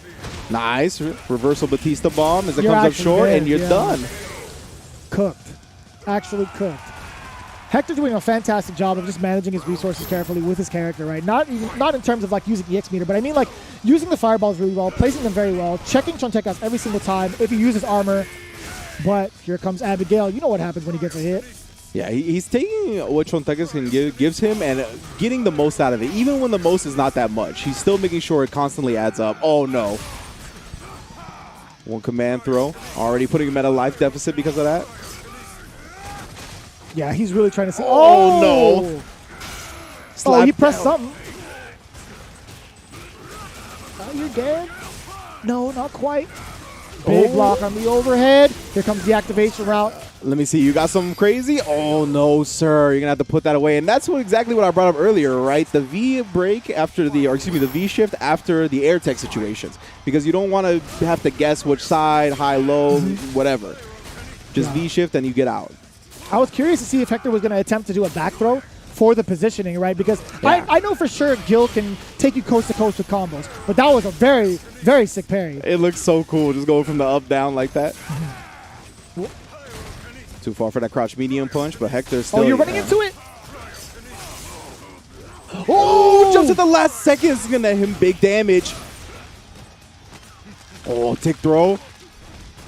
What are we going to do next? He has enough meter. This man Chontecas just taking the throw. He knows a super combo would have killed him. This is dangerous. This is very dangerous. For who? Both. Yes, exactly. All right. Not as much of a threat now, but Hector, again, sitting on full bars. Now he's within chip range. You're actually dead. Oh, I love... No, you're not! I don't love it. I'm sorry. I take that all back. Chontecas now has him in the corner. Please not like this, fam. Please not like this. V-reversal's out. Live, Hector. Live, bro. That was nasty. That was actually kind of nasty. Chontecas fighting for his life right now. Oh, big block on the overhead. overhead. Don't get command grab. He thought it was going to be, and that's going to be more than enough. Chontecas takes it away from Hector. Oh, my God. He came at him like a truck. He was like, nah, this critical art, check my fist real quick. I don't care how godly you are. I got raw power. He's a god.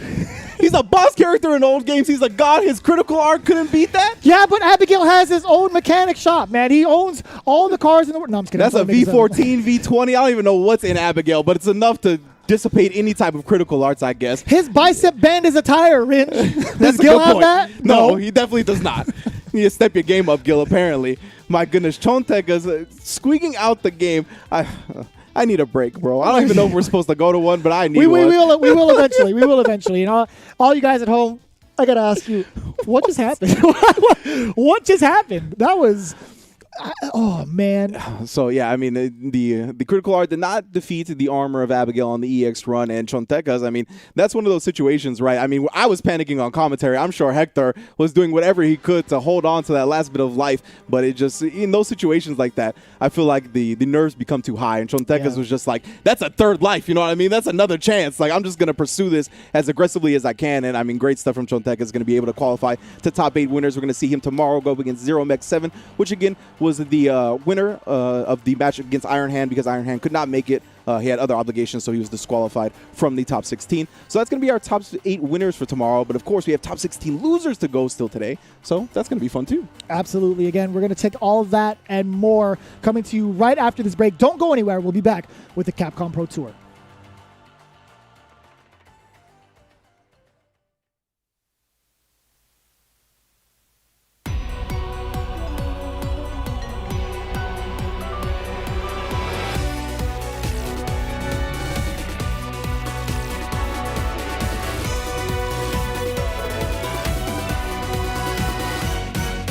You shouldn't only admire my work, but also concentrate a little more on your lessons, Mana.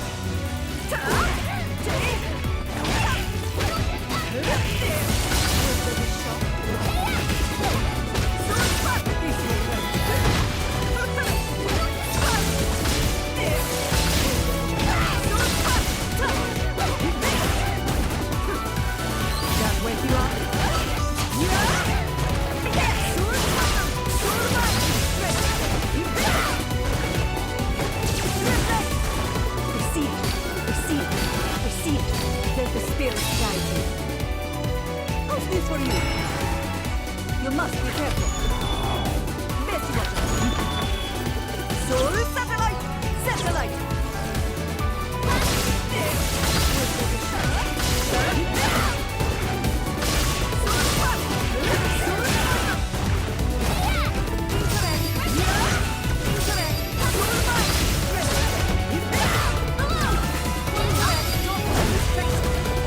What's the meaning of fate? You shall know.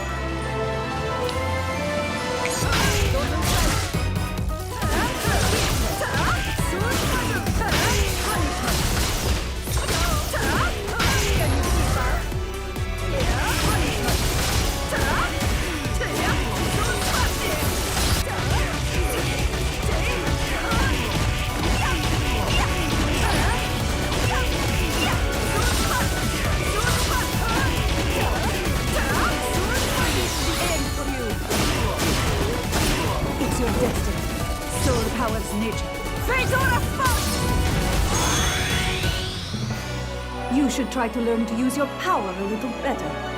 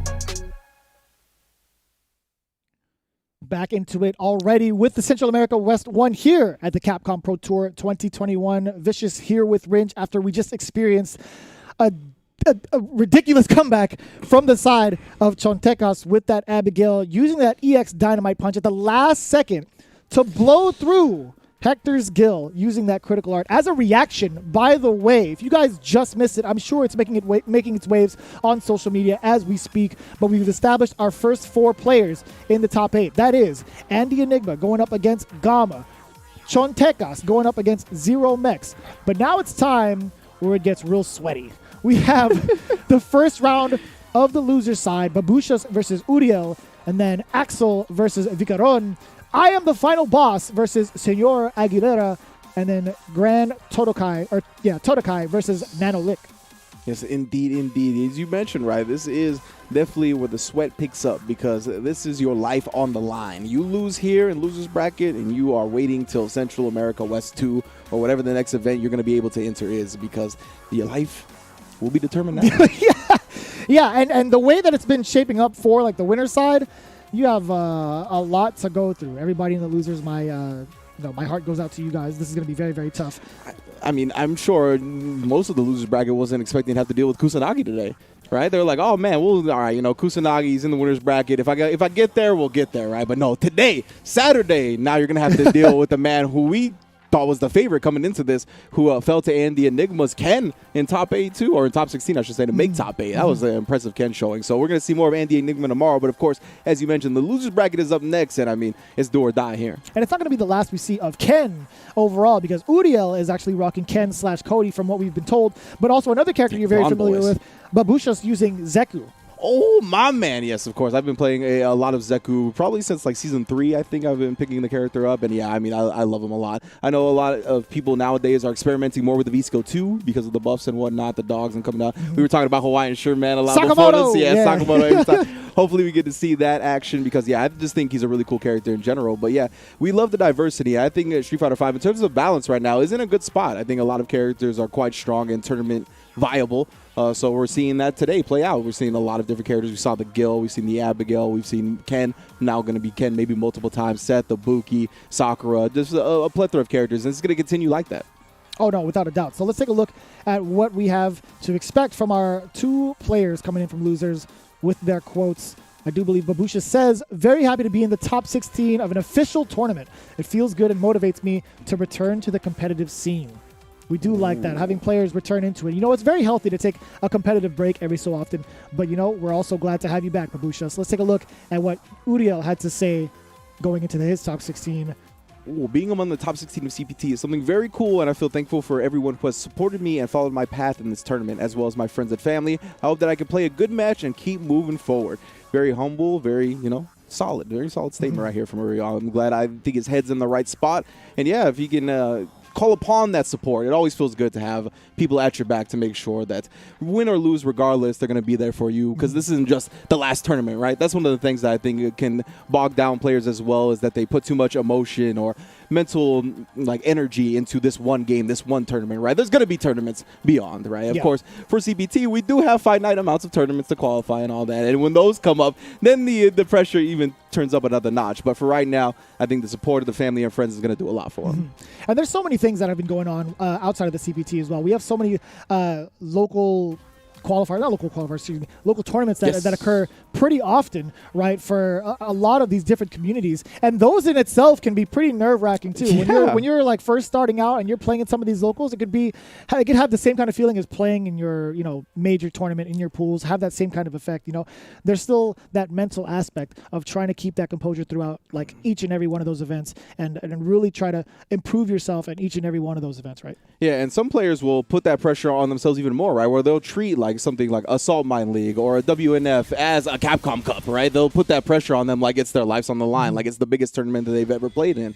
I think Hurricane does that a lot. So there's definitely plenty of players that want to kind of get used to that pressure of something like competing in the Capcom Pro Tour. So it's dope just to see the different ways people kind of develop themselves as players. So we got Uriel, as we mentioned before, going up against Babusha. Again, Cody versus Zeku.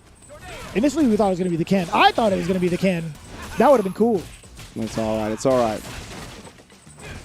Let's see what we got with Uriel here. I'm going to be bringing in the Cody. Oh, yeah, tried to use the V-skill to anti-air the flip switch, but just kind of did not come up with it. There is a slight 360 hitbox on that V-skill, too. I'm surprised that it didn't work. Ooh. What's the damage going to be like? I don't know the bird's name, but he's going to be dealing damage. Reset? Oh, yeah, good blocks. Oh, now it's time. My man Cody knows what the ladies like. Need a man that's polite, listens, and takes advice. I was going to get into it. Plus, he can lay the pipe. I like that. Here we go. Oh, great interruption there from Udiel. Not having to suffer from any effects of V-Trigger. Not yet, anyway. Sakamoto! Get him! I like how he wears the necktie around him, too. That's the best part. Knuckle. The V reversal and just the throw. That's one of the things that young Zeku has as well. Great walk speed. Obviously going to be able to walk in and out of throw range at will and make sure Uriel just not moving when he should. Ooh. I was going to say big opportunity to anti-air, but opposite used the V-skill afterwards as Babusha's walked up. Nice block. That was a stand block, making the stand heavy kick negative. How did that target combo hit both times on the opposite side? I love seeing that. That's so strange. Looks quite awkward. Oh, welcome with the bad sand and put the fisticuffs in his mouth. Nice command throw reset. You still got to hit with a heavy punch, by the way. That was a counter hit. To Cody's repertoire. Hammer. Oh, no. Close Back again. is broken, calling off work. Oh, here we go. Change it to the old one. Okay. Change it right back to young, just like that. I think it's a scarf, not a necktie. I can't tell. Oh! Kicks him in the jaw. Sakamoto. Got us back, dropping it off. Dropping off the dynamite. Get out of there with the EX Zonk. Brand new delivery service. Oh, he that confirmed far? off that. Oh Let's my go, God. Babushas. Holy smokes. That is a way to exclamation point that first game. Beautifully done. Fishing with a low strong, too. And that's mad far. That is mad far and mad active. Yeah. Yeah, really good stuff right there. At that point, he really could have only gone into, if he reacted, he could have canceled into the EX run, but you kind of really need to know that the medium punch is already going to hit, or you just like cancel it into a safe version of the run, basically. But that right there, that's how you connect for the kill from that range, directly into the critical R. That was so good. I'm thinking about the buffer scenario, too. If you're pressing crouching medium punch, like how often are you buffering like into the EX slide and then seeing that happen and like committing to the critical art instead of just the EX slide? That's very, very, very difficult to do, to spot that out, how much life that Udiel had left to execute that moment. Really, really good confirm right there from Babusha. The veteran of Zeku, for sure. We mentioned that his opponent was the one that was kind of going between Ken and Cody, right? But the only intel we have on Babusha is Zeku, and you can see why. That man, he's put it in the work, knows from the ranges and from the hit confirms what he needs to do to optimally get the most damage, and right there was exactly what he needed. So well done so far. And of course, we're going to see if his opponent's going to switch to the Ken. We've already seen some success with the Ken with Andy Enigma, but the Cody didn't look bad, in my opinion. It looked like the Cody could have got the job done. He just, you know, went a little haywire, but don't listen to me. You're the one in the top 16, baby, so go with your heart and follow that Ken. I like that. Changing it up into the suit. How many characters in this game have suits? I don't know. I really like Ken's, though. The scarf just really brings it together. He's got the Red Bull Cola version, too, right here. I like it. That. Ooh. Big conversion off the target combo. Decent, I would say that. But at the most part, he's already pushed Babusha into the corner. That's pretty important in and of itself. Yeah. And right now, the projectiles coming out, kind of trying to give Babusha something to worry about. Was that a delay on the target combo? There was a counter hit. No conversion on the overhead, the thunder step. Yeah, it definitely seemed like a slight delay, right? Because that button comes out no matter what now. So a lot of the times the Kens are trying their hardest to hit confirm it. Ooh, okay, able to actually avoid that cross-up button. And there was a hit on the low medium kick, but again, it's in he's in V-trigger too. It's going to be a whole different story. Yeah, way too much blocks then to get that throw right there. Using the EX for the knockdown. Back throw is enough damage. Well calculated from Babusha's. That's all he's been doing. He stays in the lab. He's doing the math. He does. I love that. Just blowing through the fireballs while catching Udiel at the same time. Big jump in. Trying to catch, what was that, a transformation? Yeah, it looked like he called the V-skill into the transformation again. And got caught in the middle of it. Oh, V-shift in the corner. That means you ain't going nowhere. Back throw for the stun. He's got enough damage, or excuse me, meter to do the damage if he wants. And I like that. Opting to go for just one usage of bar rather than committing to the critical art. I understand that you got to finish your plate, but I mean, we'll see if the comeback happens. Yeah. It's starting to flesh out a little bit.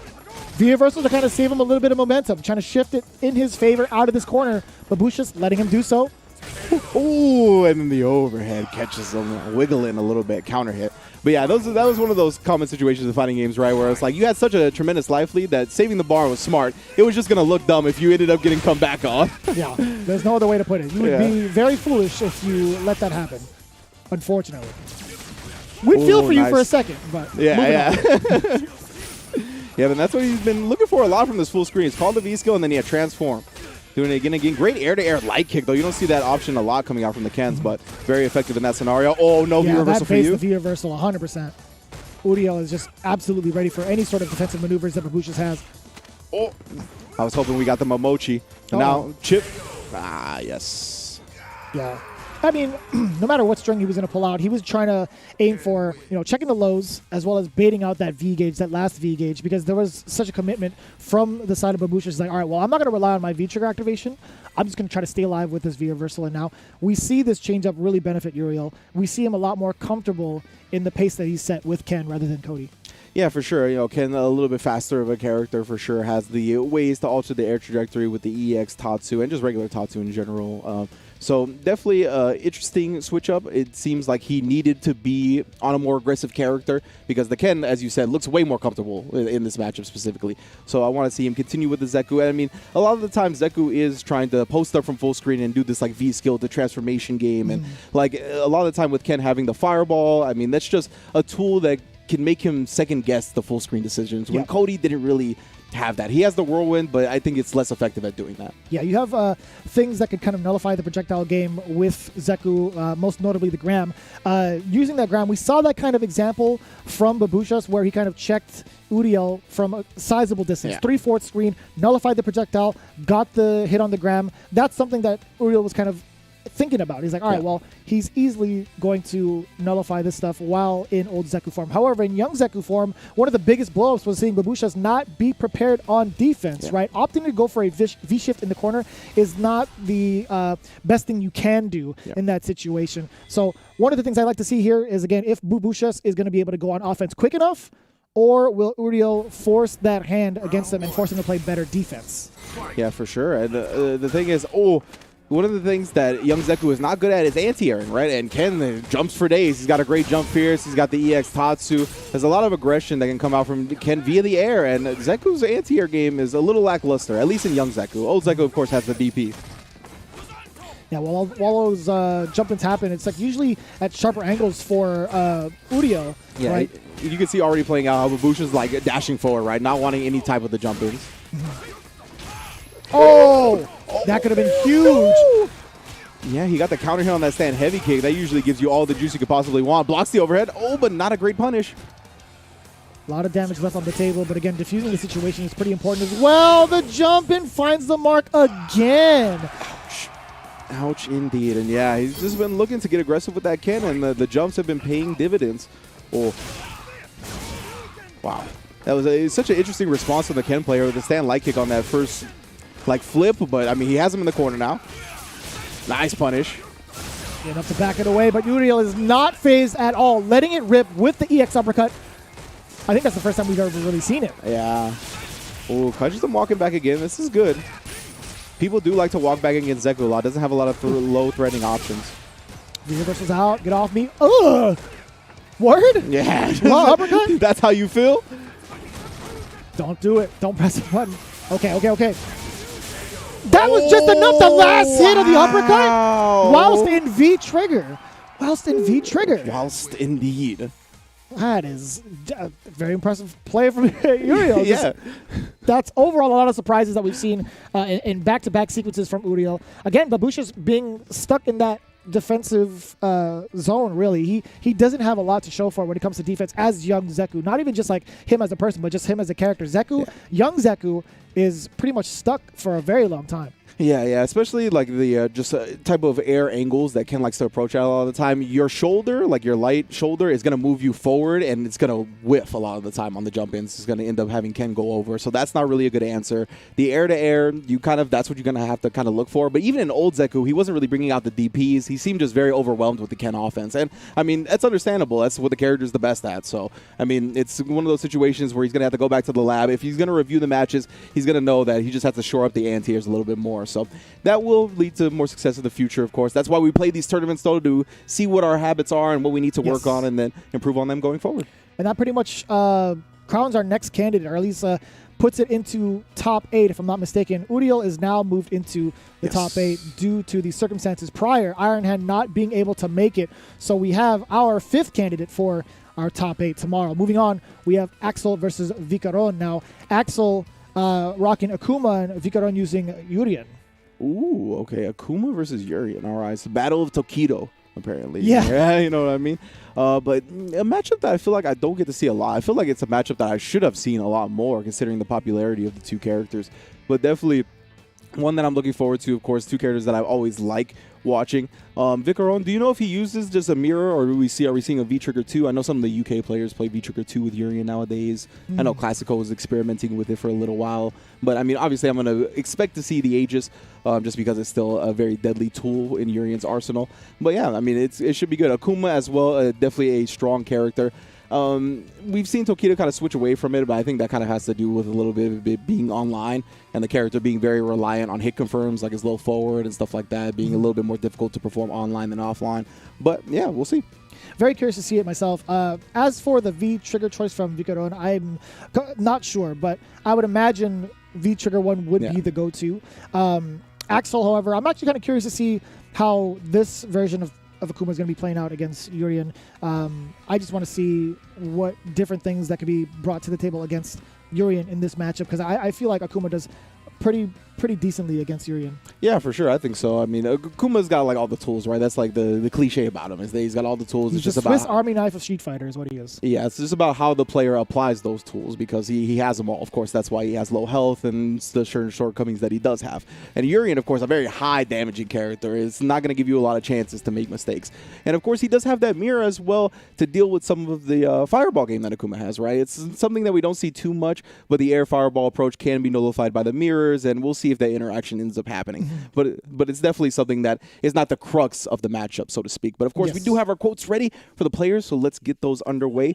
First up is going to be Axel. I've been playing since Season 2 due to the arrival of Akuma. I'm happy to reach the top 16. I look forward to more tournaments in our region. So a loyalist to the man himself. I mean, that's a good character to be loyal to. Without a doubt. Let's take a look what Vicoron had to say going into the top 16. I found a great fascination for video games from the beginning, and currently it is the hobby that I enjoy the most. It has brought me incredible experiences and people. I hope to have an excellent participation in the top 16. I will give everything I've got to raise the name of my country and show that Street Fighter V is also played here. That is awesome. I really just love the great fascination for video games. From the beginning, man came out the wound and had the controller in his hand. He was ready. He knew what his destiny was, and he's arrived here at top 16 for Capcom Pro Tour. I mean, it's going to be dope. I'm glad to. And I'm trying to figure out which exactly country he represents. I forgot. He does represent Mexico. Oh, okay. Both so of these players are representing okay. Mexico. We've got a great amount of players in that region overall that have traveled to plenty of major events. And now it's even better to see some of these other names come out of the woodwork for these regions, representing themselves and just the area they're about. And it's a beautiful thing, really, being able to see a lot of these players highlighted in their own top 16. Yes. So we're putting the world in Capcom World Tour, right? So I mean, it's Pro Tour, but you know what I'm saying here. We take place it works. all over the world. Yeah, and of course, we saw the Japan region last week with Mago. Now we got Central America West. Of course, Central America being broken up into multiple regions this year as well. So we are expanding to make sure everybody has a more stable and dope time as well on the online play of things. So we are going to get into it as soon as we can. Thank you once again, everybody, for joining us here on twitch.tv/Capcom Fighters for the first event for Central America West. We saw Kusanagi, who's our favorite, who you probably are familiar with, already down to the losers bracket, which is where we're taking place right now here in our top 16. So we're going to see our next matchup. It is going to be Axel on the Akuma, as you mentioned, up against Udiel on the Urien. Or excuse me, not Udiel. Vicoron on the Urien. I want to see what trigger and skill. Okay, great. That's exactly what I wanted to check out. Pretty standard for the side of Akuma. V-skill 2 usage for the side of Urien. Yes. Getting those enhanced fireballs, definitely what most players go to nowadays. I think V-skill 1 does still have its usage, but waking up with a regular headbutt, right? Always something that's good as well. So we're going to try to check him nice. I like with a light into the jab, nothing too wild. Just playing it nice and safe. Considering the life, how even life was now gone. Sweep into the activation, you already know it. What a delayed headbutt. Yeah. This is a dangerous. Oh, no. You're dead. What a punish, too. He knew. He was like, we're going directly into the charged roundhouse, the heavy kick punish. I was waiting for something fancy, like a trigger activation after, like, before Akuma makes it all the way down. I thought I was going to see a combo exhibition, but this guy is straight business. Yeah, and I love it right there, using the fireball and having the wherewithal to realize that the fireball dodged, or excuse me, the headbutt dodged the fireball and then punishing with the crouch fierce. And I like that route. Just Axel just trying to find an opening. Vicoron, again, with Urien, a lot of his normals won't be able to reach as much into big damage, right? It's a lot of poking involved, but still manages to make it work. Yeah, exactly. And then he gets that big damage payoff when he gets to the V-trigger. But right now, he's not even at that point. Establishing quite a life lead. I love the way he's just walking out, dealing with these jumps. Look at that! What a jump back medium punch right there. Are you serious? Great recognition there from Vicoron, using all the spacing and the reaction he has. That is the awkward jump medium kick that happens to touch right on the forehead of Akuma. Listen, that entire sequence of him playing active defense, moving around the screen, backdashing to safety, jumping away from the throw, that entire sequence was just him reacting and having the right reads overall, just 100% paying off for him. That last sequence of him just getting out of the fireball's way with the jump medium. That was so impressive. Beautifully done. Yeah, that's a lot of knowledge right there, a lot of nuance from Vicoron, but of course he does commit to the tackle a little bit unsafely this time, but you see the crouch fierce. He's pretty much known to do it every time, and then the whip punish on the V-Skill right there with the coral kick. Axel walking up, getting the throw. Not trying to really check the coral kick afterwards. That could have been a big conversion, but I guess he wasn't ready with any sort of charge behind it. Yeah. Yeah, usually the double up on the crouch medium punch does give you the time, but makes the deal with the EX tackle behind it. Now he's in the negotiation phase. He actually tried to strike that deal early, and he sealed it right there. Signed, sealed, delivered. That's what I'm talking about. Great stuff from Vicoron right there. Now going to put himself on set point. Impressive overall with the way he's navigating around Akuma's threats, right? He has the normals to kind of check you into neutral, right? Kind of whiff punish you if need be. But that hasn't even been the case at all. He's been throwing out normals that are just within range to snap at Akuma. Yeah, it's wild. Oh my goodness. And then a great anti-air stand heavy kick. Yeah, I was not expecting the Urien to be able to compete with the Akuma on the ground this well. And then again, a beautiful whip punish right there. No charge behind it, but still. Oh yeah. Ridiculous right there. Nice. Had the V-trigger behind them. V-shift. Oh, he actually moved the V-break. Okay, wait a minute, though. Vicoron does have Aegis. We haven't really seen him have to use it. Uh-oh. Mixed City. He delayed it. Okay. I thought that was all Vicoron, but the Demon Flip Palm was enough to get that exchange and take down the round. Axel now tying it up here in game 2. Using the fireball approach. Great recognition from Vicoron right there. Recognizing the frame situation, though. Pressing the button. This time gets the conversion. Excuse me. Oh, my goodness. A lot of whiffs there, but no punishes on the side of Vicoron. Still manages big damage. Especially at that coral kill. Again, back. Oh, what side? My goodness. What he didn't side? know. I thought it was the left side. And so did Axel, my man. Vicoron going to be moving on to the second round of top 16 losers with that one. It's just because of him back rolling into the corner to kind of disrupt the timing. I think he mixed himself. Yes, exactly. Because it looked like he moved to the other side. That is the worst one, where it's like one of these situations where your back's towards the corner and you see the back roll. You're like, okay, well, the way the characters are moving, he's got to be on the other side right now. That's not for a second, brother. Not the case. You mixed yourself. You played yourself, and that's how it goes. That's unfortunate, but still, Vicoron moving on into the loser side. Very impressive showing from that Urien. Taking Akuma in the ground game. Yeah. That in and of itself is noteworthy in my books. Going up against Hector in second round of losers, it does not stop at all. I mean, have you ever seen that many coral kick combos? Like, it wasn't Not even ever. a counter hit. And he was close enough to get it to the point where crouching jab was going to hit. That, I'm telling you, man. I never even see Uriens really utilize coral kick from that range. I mean, in general, they'll use it like max range to do sometimes, but right there, close enough to get the jab after, and it was working constantly. That is, as you said, noteworthy to say the least. Never seen it happen that many times before, but we are moving on in the loser side. I am the final boss going up against Senor Aguilera. Oh, okay. Yeah, that should be a good one. I mean, we're very familiar with Senor Aguilera, a.k.a. El Tigre. I'm not as familiar with I Am the Final Boss, but this name has got some energy in me. I want to see what he brings, yo. So for the most part, I think he has decided on Ken. That is our third Ken appearance for this tournament. Okay. I think the most we've seen in the history of ever. I feel like. Yeah. Well, no. Since season one. Since season one. Let me season pump the one. brakes a little bit. The Trinity did exist. Yes. That wasn't a fabrication of our own minds. That was a real thing.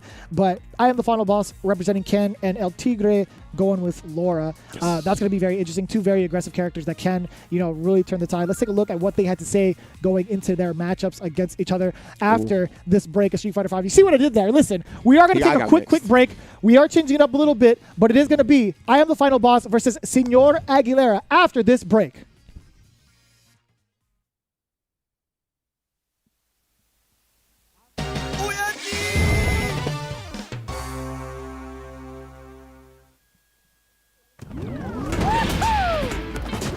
Dan Hibiki, back after the ultimate improvement. Father! Psycho! What's up, what's up?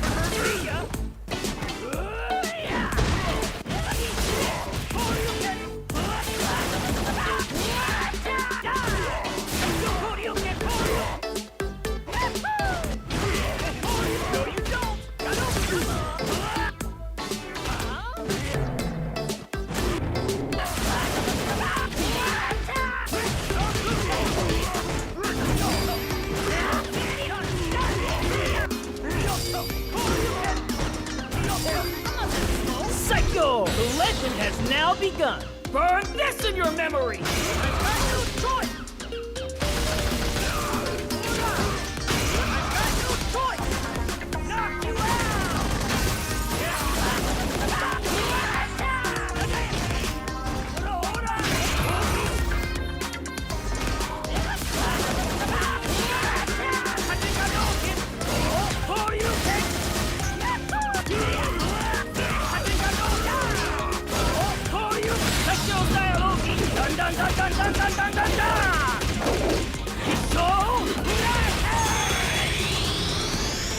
Psycho! Whoosha!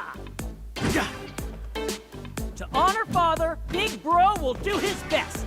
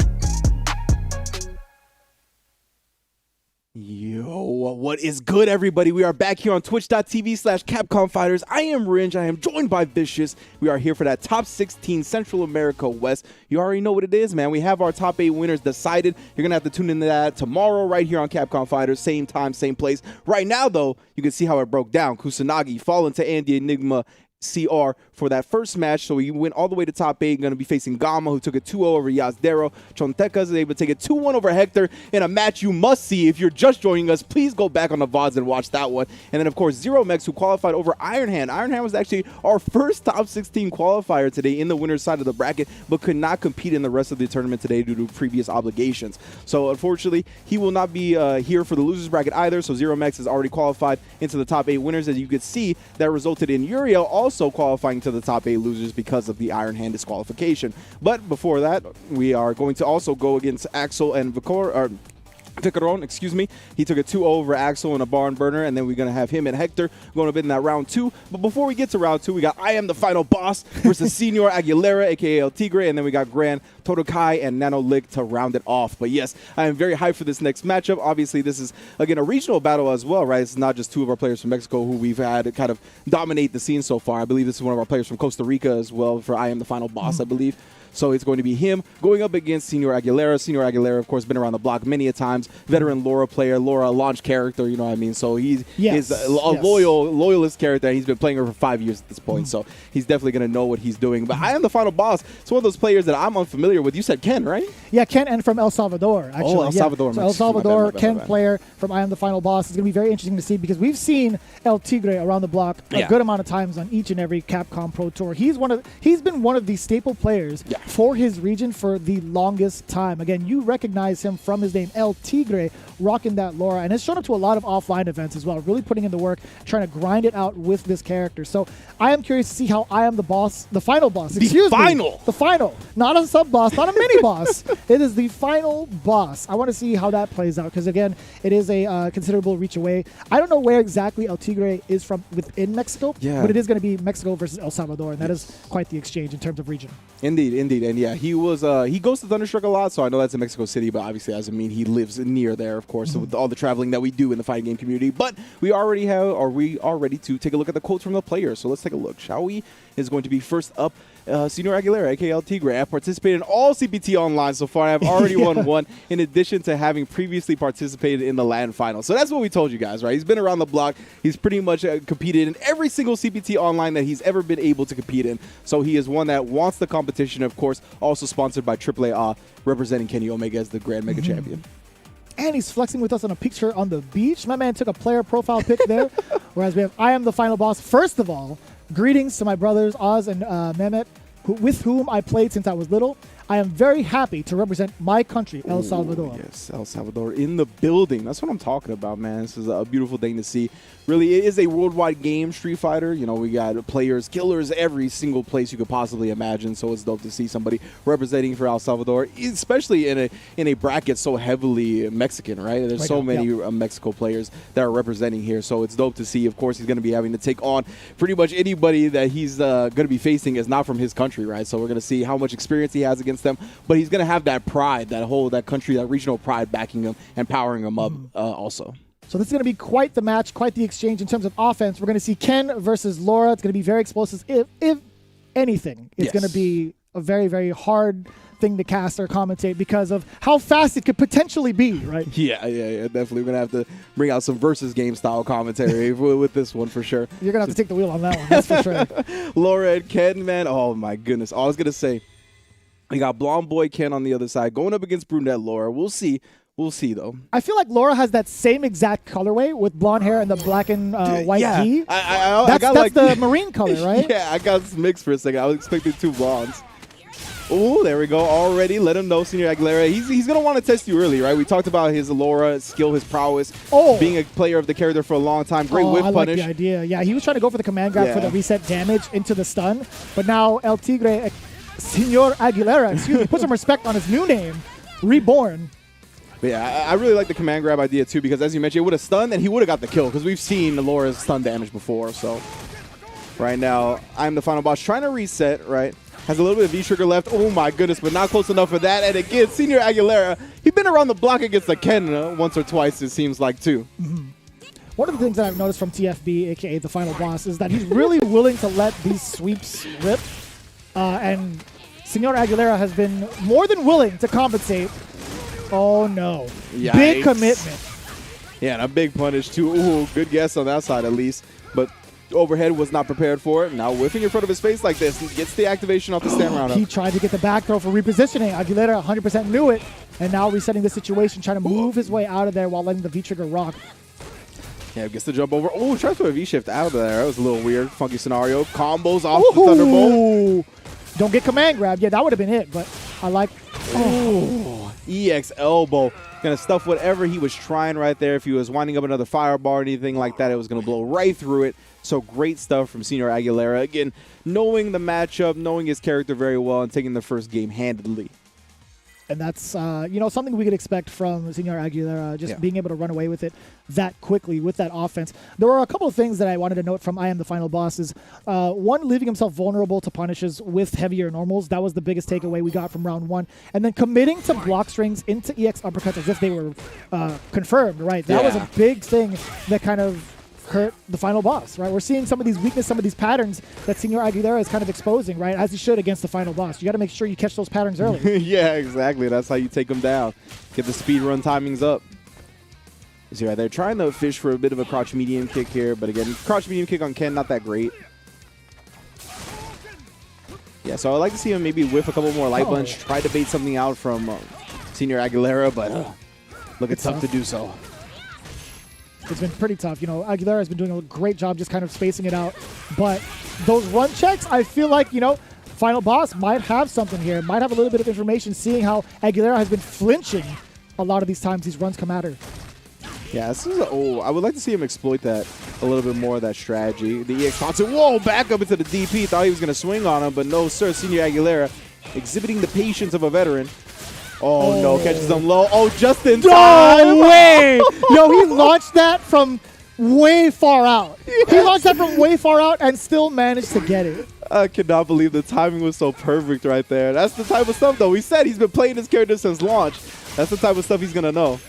Oh, my goodness. Jeez. Now on the other side to another reset. Oh, let go of the wheel. Just let it take him.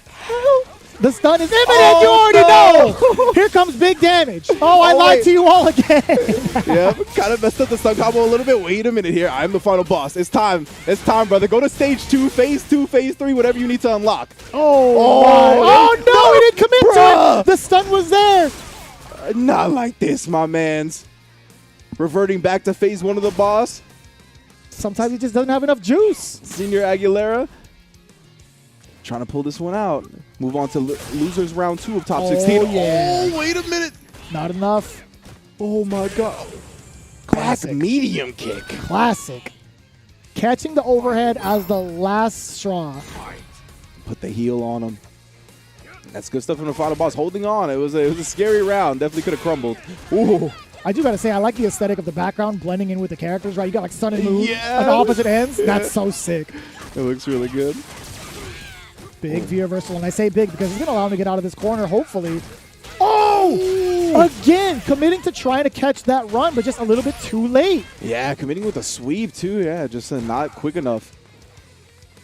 Now I'm the final boss with the life lead, but... Ooh! Big activation. Here we go. The reset. Same side, or other side. That's such a sick kick. Oh, no. It's just like last time. Oh, the meaty overhead. You're stunned. Oh, no. I lied. Oh, he said surviving. He just goes with the EXDP on the other side for the scramble situation. Goes with the front throw. Can he bring this back? Wakes up with a jab. Oh, my goodness. Punishes it with the EX. What are we doing next? Survive. Oh, that's going to touch. Oh, a little too antsy. You dash once. We get that. Yeah. But a second time from full screen? No, you're getting stopped. Yeah, Laura, she's got those enhanced dashes and whatnot, got pretty good movement, but I think he just relied on it a little bit too much at that point. Didn't have any EX bar to threaten with, like, the elbow to go through it, and with, like, the armor and the damage thing might not have even been the right decision anyway, so good stuff. Utilizing that fireball by I Am the Final Boss at the end and taking that game, that was scary, man, but he really thrived in that scramble scenario. Yeah. I'm just thinking to myself, like, what Aguilera could have done to close the gap out earlier. I know he missed that stun combo, but he still ended up taking that round, right? But other than that, I don't know. It was tough. Oh, boy. Yeah, and that's the thing, though. You live by the EXDP, you die by the EXDP. And that does result in big damage when it's whiffed. And I do like the idea of V-shifting out of Laura's mix-ups, but then that's going to be big info for Aguilera, right? Okay. Tatsu out of there.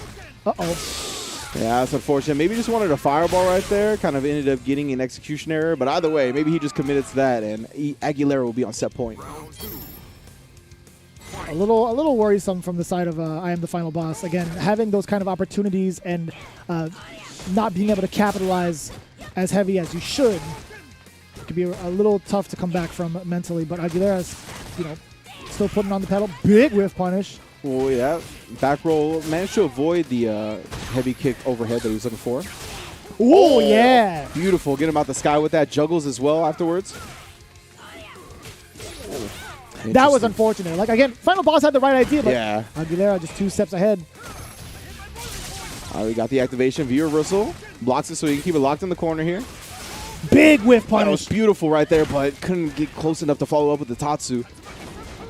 Out of the corner. Oh, my goodness. Oh, I pressed the button. I definitely pressed the button. I'm not going to lie to you. I saw him Tatsu to safety, immediately uppercut. I pressed the button to try to, check some forward movement. But Aguilera, again, surviving low forward into elbow. That's all he really needed. Moving on and eliminating the final boss. Lives to see another day and another adventure. I don't know why. Like, that press button, it hit me like a frame or two later than it was supposed to. And you're like... But no, it's true, right? That's why he did that DP right there. It's because a lot of the time when you escape the corner, you get some distance with Ken, your opponent's going to do whatever they can to chase you down, and they'll get hit by a DP. So, unfortunately for him, Aguilera, 1 step ahead, as you mentioned before. He looked like a step ahead that whole match. Just kind of very familiar with the matchup that Ken was presenting and knew what to do with Laura to make him pay the most. So, great stuff for Senior Aguilera, a.k.a. El Tigre. He's going to be moving on to face Yasdaro. That's a classic when it comes to CPT Central America, man. Let me tell you. But, of course, before we get to that second round, we got to round it out with Grand Totokai versus Nanolick. That's going to be coming up next. And Grand Totokai is using Urien, from what we've been told. Nanolick will be rocking Blanca and Bison. Or Bison. Yeah, we were going over the players and the characters they were using before the thing, and then we were getting a list of the characters read, and I heard Blanca, and I said, boo! He's tough, man. Blanca still scares me to this day. Me too. He scared me when it came out in Street Fighter 2. He still scares me to this day. Dude, that Lupe line, he was like, I hate fighting Blanca. When I heard that registered with me. That's how I knew he was actually part of the fighting game community. If you hate fighting Blanca, then you're a real Street Fighter player. That's just how it goes. If you play Blanca, then God bless you. I just can't do it. But let's see what the quotes we're going with here. We'll see if our Blanca or Bison player is going to be stepping up first. We got Nanolick. I've been playing fighting games since the first Street Fighter game, and I'm ready for this top 16. Since Street Fighter 1, my man, when you had to mash the buttons and do dumb inputs. You had to really hit the buttons, too, to get heavier normals in that game. I'm not going to tell you why I know that, but I am going to tell you what Grand Totokai had to say going into the top 16.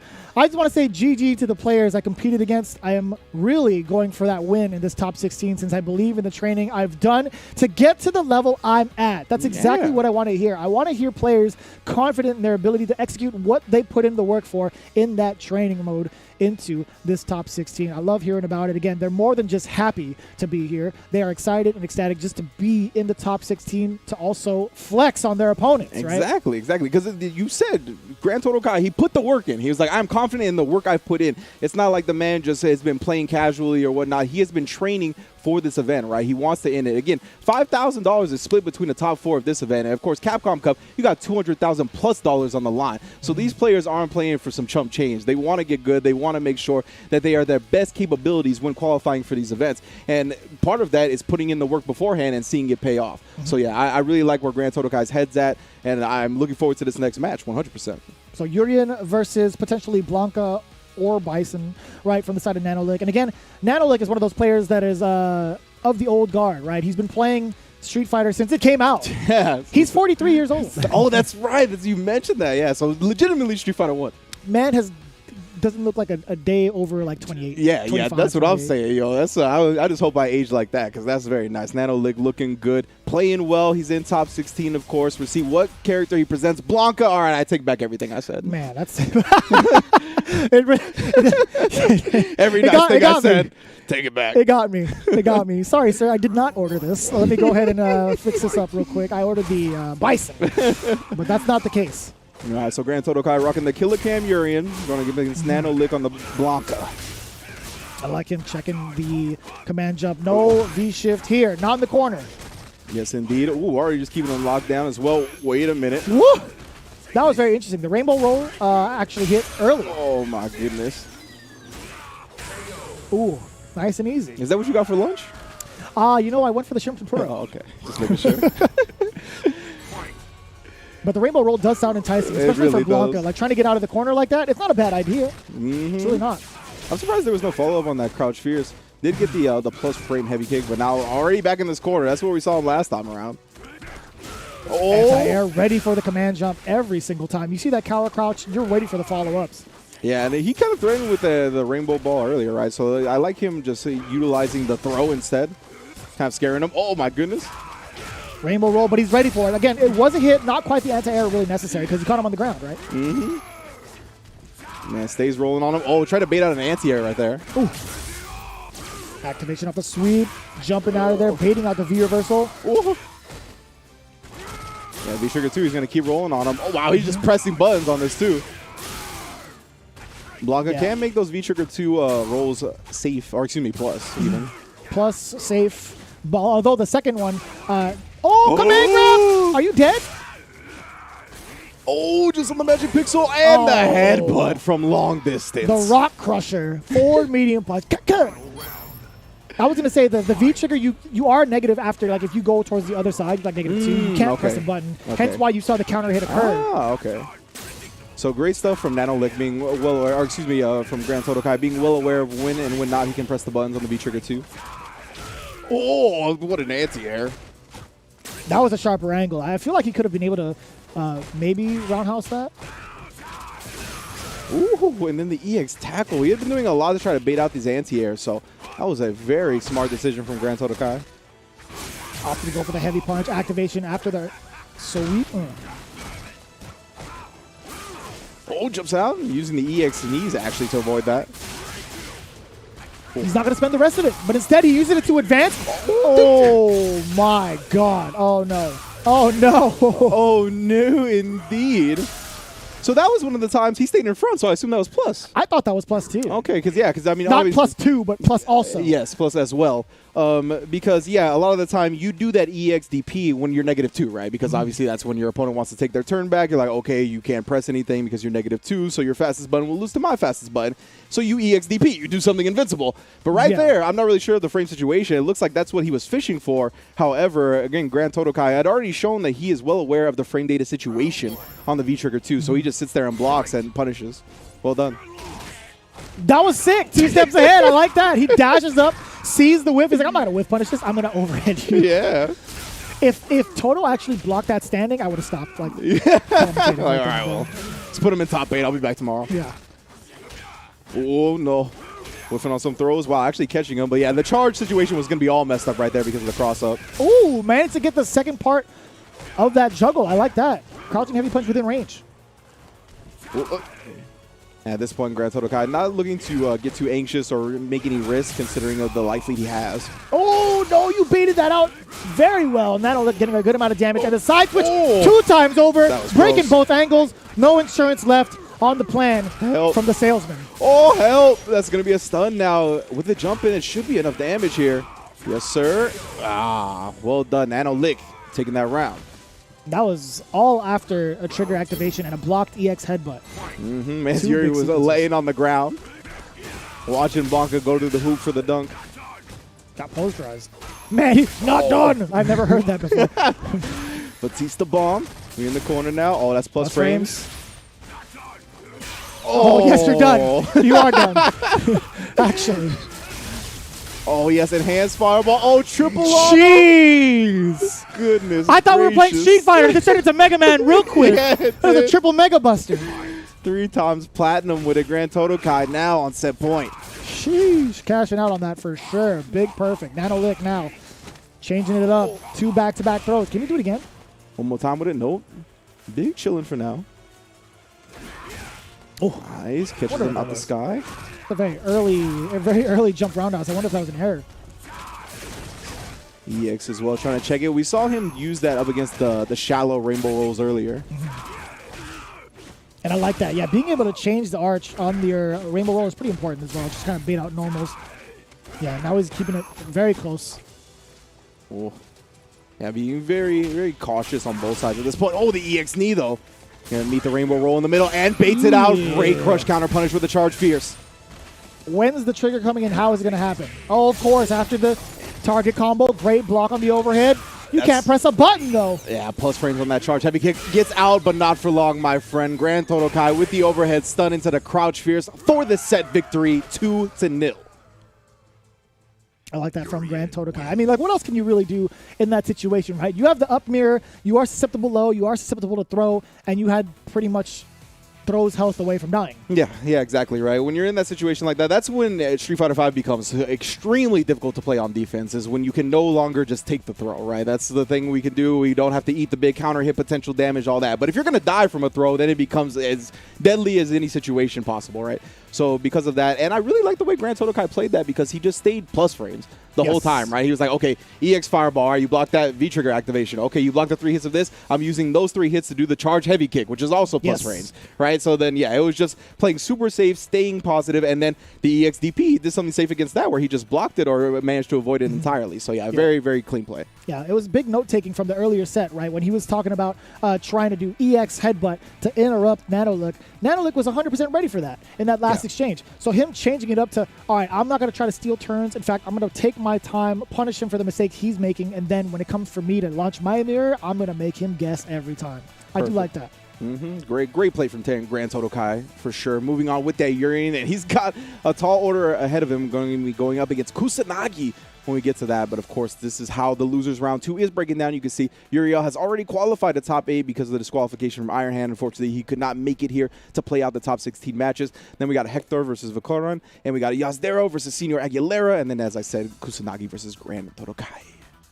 So that pretty much sums out the round 2 of the loser side. I do believe we're going to go into a break, but before we get into that, actually, I do want to appreciate each and every one of you guys that have been tuning in. Rinj and I, again, are thoroughly enjoying all the Central America West games that we've caught so far, and if you guys haven't been doing so yourself, please make it vocal on all social media platforms. We want to hear from you guys how you guys have been feeling about the games, but when we return, we will continue with more losers action here at the Capcom Pro Tour. Yeah.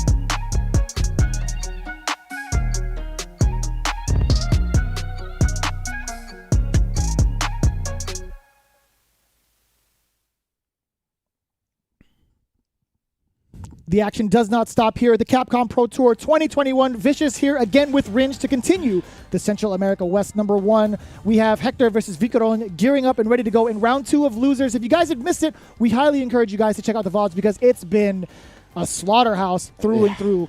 If you guys can take a look for yourselves right here, we saw what happened in round 1. Going into round 2, we know that Udiel has automatically advanced into top 8 due to prior obligations that Ironhead had to take care of. Hector and Vicoron is going to be our next match of the day. As we round it out towards the end, Yasdaro going up against Senor Aguilera, as well as Kusanagi going up against Grand Todokai, who just eliminated Nanolick with that impressive Urian play. Yeah, very good stuff from his Urian. And I mean, I'm looking forward to this as well because, of course, Hector was our guild player, right? The guild is always a really dope to see. And I mean, yeah, you heard Vicious talk about how you need to go watch all the matches, especially that one with Hector and I believe it was Chontecas. That was just an incredible matchup. The guild versus the Abigail, a matchup that we rarely ever get to see. And it did not disappoint for sure. So definitely go check that out. I mean, I want to see how our man with the guild bounces back right now, right? Because that was a heartbreaking loss in winners. So you got to kind of like reset yourself mentally, kind of let that go and try to relax here in losers bracket to try to make it a top 8 because this is a top 8 qualifier, right? Since he started in top 16 winners, he goes directly to the round 2 and see if he can get into it that way. So we are gearing up for our last 3 matches with Vicoron versus Hector. You could expect Gil and Urian, the Fated brothers, going up against each other to take over the Illuminati of Street Fighter. I don't even know what their organization is called. I forget. I always forget, but yeah, it's over our heads. Rusty on the lore. Hector could probably fill us in. Maybe he could hit us up on social media because he's been playing since 3, right? So have I. It's just it's a little sloppy. But either way, Gil versus Urian, as you could expect here, the duel of the brothers. My goodness, I forgot about that. I am very hyped to see this now. And I think we're going on Gil's stage too. This is nice. I like that. Setting the scene properly. I want to see a Rose in top 16. We've been seeing a lot of ads for him. I need to see it. Yeah, it doesn't look like it today. Hopefully, we'll see maybe a surprise pick tomorrow, or we'll have to wait for another CPT event as we get more Rose experience under our belts. But right now we got Vicorone versus Hector. Again, as you mentioned, the brothers fighting outside Abigail's shop. Great anti-air to start off. Oh, no. I thought he was going to follow it up maybe with a tackle or something like that. But right towards the edge of the city, too. What goes beyond Metro City? Some bus ass. We have, again, Urian and Gil waiting for you on the streets. Like, yeah, I'm not going down that block. I don't want to go down the. You thought Metro City was dangerous? Wait till you go to the outskirts. Oh, powering up the fireball again. Yeah, that's going to be able to blow through that ice projectile. Ooh. Kind of playing at this full screen game. Hector, yeah, he can't afford that anymore, though. Too much of a life deficit. That's why he's going to activate that V-trigger, try to get in on him. Oh! Okay. I like that. Knocking him straight out of the EX headbutt. Put more plus frames on him. Oh, unfortunately, can't catch the recovery of the knees. Okay, this is going to be kind of tough. When is Vicoron going to get that V-skill 2 ready? Yeah, exactly. Right. That's why I was thinking the same thing at this point. Yeah, that's why he wants the backdash he wanted. Oh, he actually didn't get the charge up. Caught him with the fireball just in time. Yeah, I thought it was still going to give it to him, but not apparently. Oh, you saw what? The startup of the flip? The knee drop coming from the side of Hector? And Vicoron took it down with the EX tackle. I mean, it was about time. I feel like there was way too less tackles thrown out in that matchup. Yeah, and it was funny because Vicorone didn't even have V-trigger available, right? He just did it because of something like that, catching him trying to jump or knee or something like that. So that was really good stuff. At this point, yeah, still harassing with that quarrel quick. We saw that pay a huge dividend in his previous matches. Does find his way to charge the V-skill too. It is locked and loaded, as you see in the bottom left. And that's going to do great wonders until he parries it. That V-skill 2 on the side of Hector doing work. Yeah, but then whiff punishing on that crouch fierce attempt. Oh, gets the counter hit combo. Very well done. Oh, I thought it was fast enough to recover. Yeah. But he got caught. Oh, no. Into the mirror. Reset. Meaty headbutt. Yeah. Oh, no combo off that crouch fierce. The V-shift puts him back into the corner. And he's just going to use that scramble to get a throw and seal the round. Picking on his little brother. Get off the machine. I don't know what crack. Is that a neck crack while he throws you like that? I think it's like a cranium crusher. Yeah, I was going to say, is it my skull? Is that what's cracking like that? I think so, yeah. He's slowly breaking away. Oh, God, it hurts. Stop. Quit it. Oh, no. Don't do it again. He's going to go for a third. Oh, just put the meaty stand medium kick out there. Knew he was going to try to wiggle on wake up. Oh, that was tight. Yeah, because you can actually punish the kick from Gil from that range. Yeah. But if you mistime it, you know Gil's going to be pressing a button. And what a button to choose. And that's why he had a buffer behind there, right? He's like, I know he's going to try to punish, and if he messes it up, then I have it. Ooh. I'm surprised there was no V-trigger after that. I mean, did he have it prior? I'm curious. But either way, let's rip now. Whoa. He chased him down? Bruh. The jump jab? There was no way. There was no way he was blocking the mirror after that, too. Like, come on, bro. You're not expected to reset like that. That's not a punish. That is a punish, but he didn't commit to anything afterwards. Cracking the cranium again. Oh, runs into an EX. Put the deal down. Oh, my goodness. You still got full critical art, Hector. Yo, Hector, why you do this to us, bro? No, he came in, and he tried to dash back. He's like, no, this is the heavy version. You ain't going nowhere. Wow, man. I feel like every game Hector just wants to give me a heart attack, bro. Honestly, here's what I think it was. Vicoron, with that last sequence, I don't think he meant to air him. Yeah, I don't think so either. I think that was a mistimed headbutt. That had to be jab headbutt. Yeah, I think you're right. It resulted in one of the coolest looking things I'd ever seen. But I have to imagine that it was an incidental scramble. That was cool. Somebody clip that. Yeah. Ooh. At this point, yeah, just utilizing a lot of long-range normals from Urian. Again, he doesn't get too much off of them unless he has like a clean buffer like that ready to go. Oh, he still caught him with the target combo. Dashed up and still caught the low. Tried to EX knee drop on the way over. I guess, trying to travel quick distances in a short amount of time. Yeah, man, he is still burning here. So any ice hit, I was going to say, would result in retribution, but no longer. Uh-oh. Yeah, busts out with the EX. No V-trigger to cancel into at this point. Does get the counter here on the crouch medium punch. Trying to slowly work him towards this corner. EX, that's punish. Yeah, didn't have EX to get the most damage he could have out of that, so takes what he can get. Oh, just the end of that lariat. Yeah. It's his now. The whole thing was his now. This cryokinesis? No. Mirror. Yeah, perfect checkmate the way Vicorone utilized that as well. Just dash forward afterwards, even if you jump over. Yeah. Can't do nothing to me. I like that again. That showing really off the technical aspect of Urian. Being able to get the coral punch into headbutt. Yeah, exactly. That coral punch being a forward medium punch input, not the easiest thing to do to get charge moves afterwards, but you can see Vicoron very much used to Urian and very much taking that second game. Wow. Very impressive. And again, you saw how commanding of a lead that was. Absolutely dissecting the approach from Hector in game number 2. Kind of curious to see if he's going to take a breather or not. I feel like, again, Hector didn't really show off too much in terms of like the neutral aspect of the game. Yeah, for sure. There was a lot of good like checking with the lariats here and there. He takes the damage where he can, right? There's a lot of like little projectile damage, dash up throws, trying to catch him powering up on the fireball there, but no go. It's a good idea. It's just it has to be done a little earlier, especially if you're anticipating it. Like if you know how fast he recovers from that V skill, you must commit to that way earlier. Exactly. Yeah, but it's going to result in a knockdown for Vicoron, though, and that's exactly what he was looking for. Oh, EX, stop trying to move forward. Oh, that was just a slight misstep there. Oh, and the big block, the big parry, I should say. That was beautiful, yeah. Parrying the view reversal. Oh, no, but messes up his setup. Ends up getting back thrown forward. Oh, my goodness, there's the raw fierce catching on the second hit. No anti-air that time. Oh, boy. Simultaneous fireball releases. Oh, EX needs to stuff that one. Plus frames. But not when you got the parry. Oh, and it was enough. Man gave him the icy hot. Laid him out for the rest of the night. My goodness. That's 2-frame parry? Mm-hmm. 2-frame parry, man. I do not care about your plus frames. Ooh. Oh, nice. Oh, my skull. Trying to rearrange his spine, yo. So violent. Woo. Getting a lot of mileage out of these lariats, too. Oh, distance. Yeah, he got the retribution hit, too, because it was a cryokinesis fireball. My man is juggling you without red or, red or blue. And again. Oh, okay. No contest on the EX knees. Definitely hard to contest after that. And at this point, Hector, both of these players, whenever they get this life lead, they like to establish just this long-range fireball game. Nobody's really going in too heavily.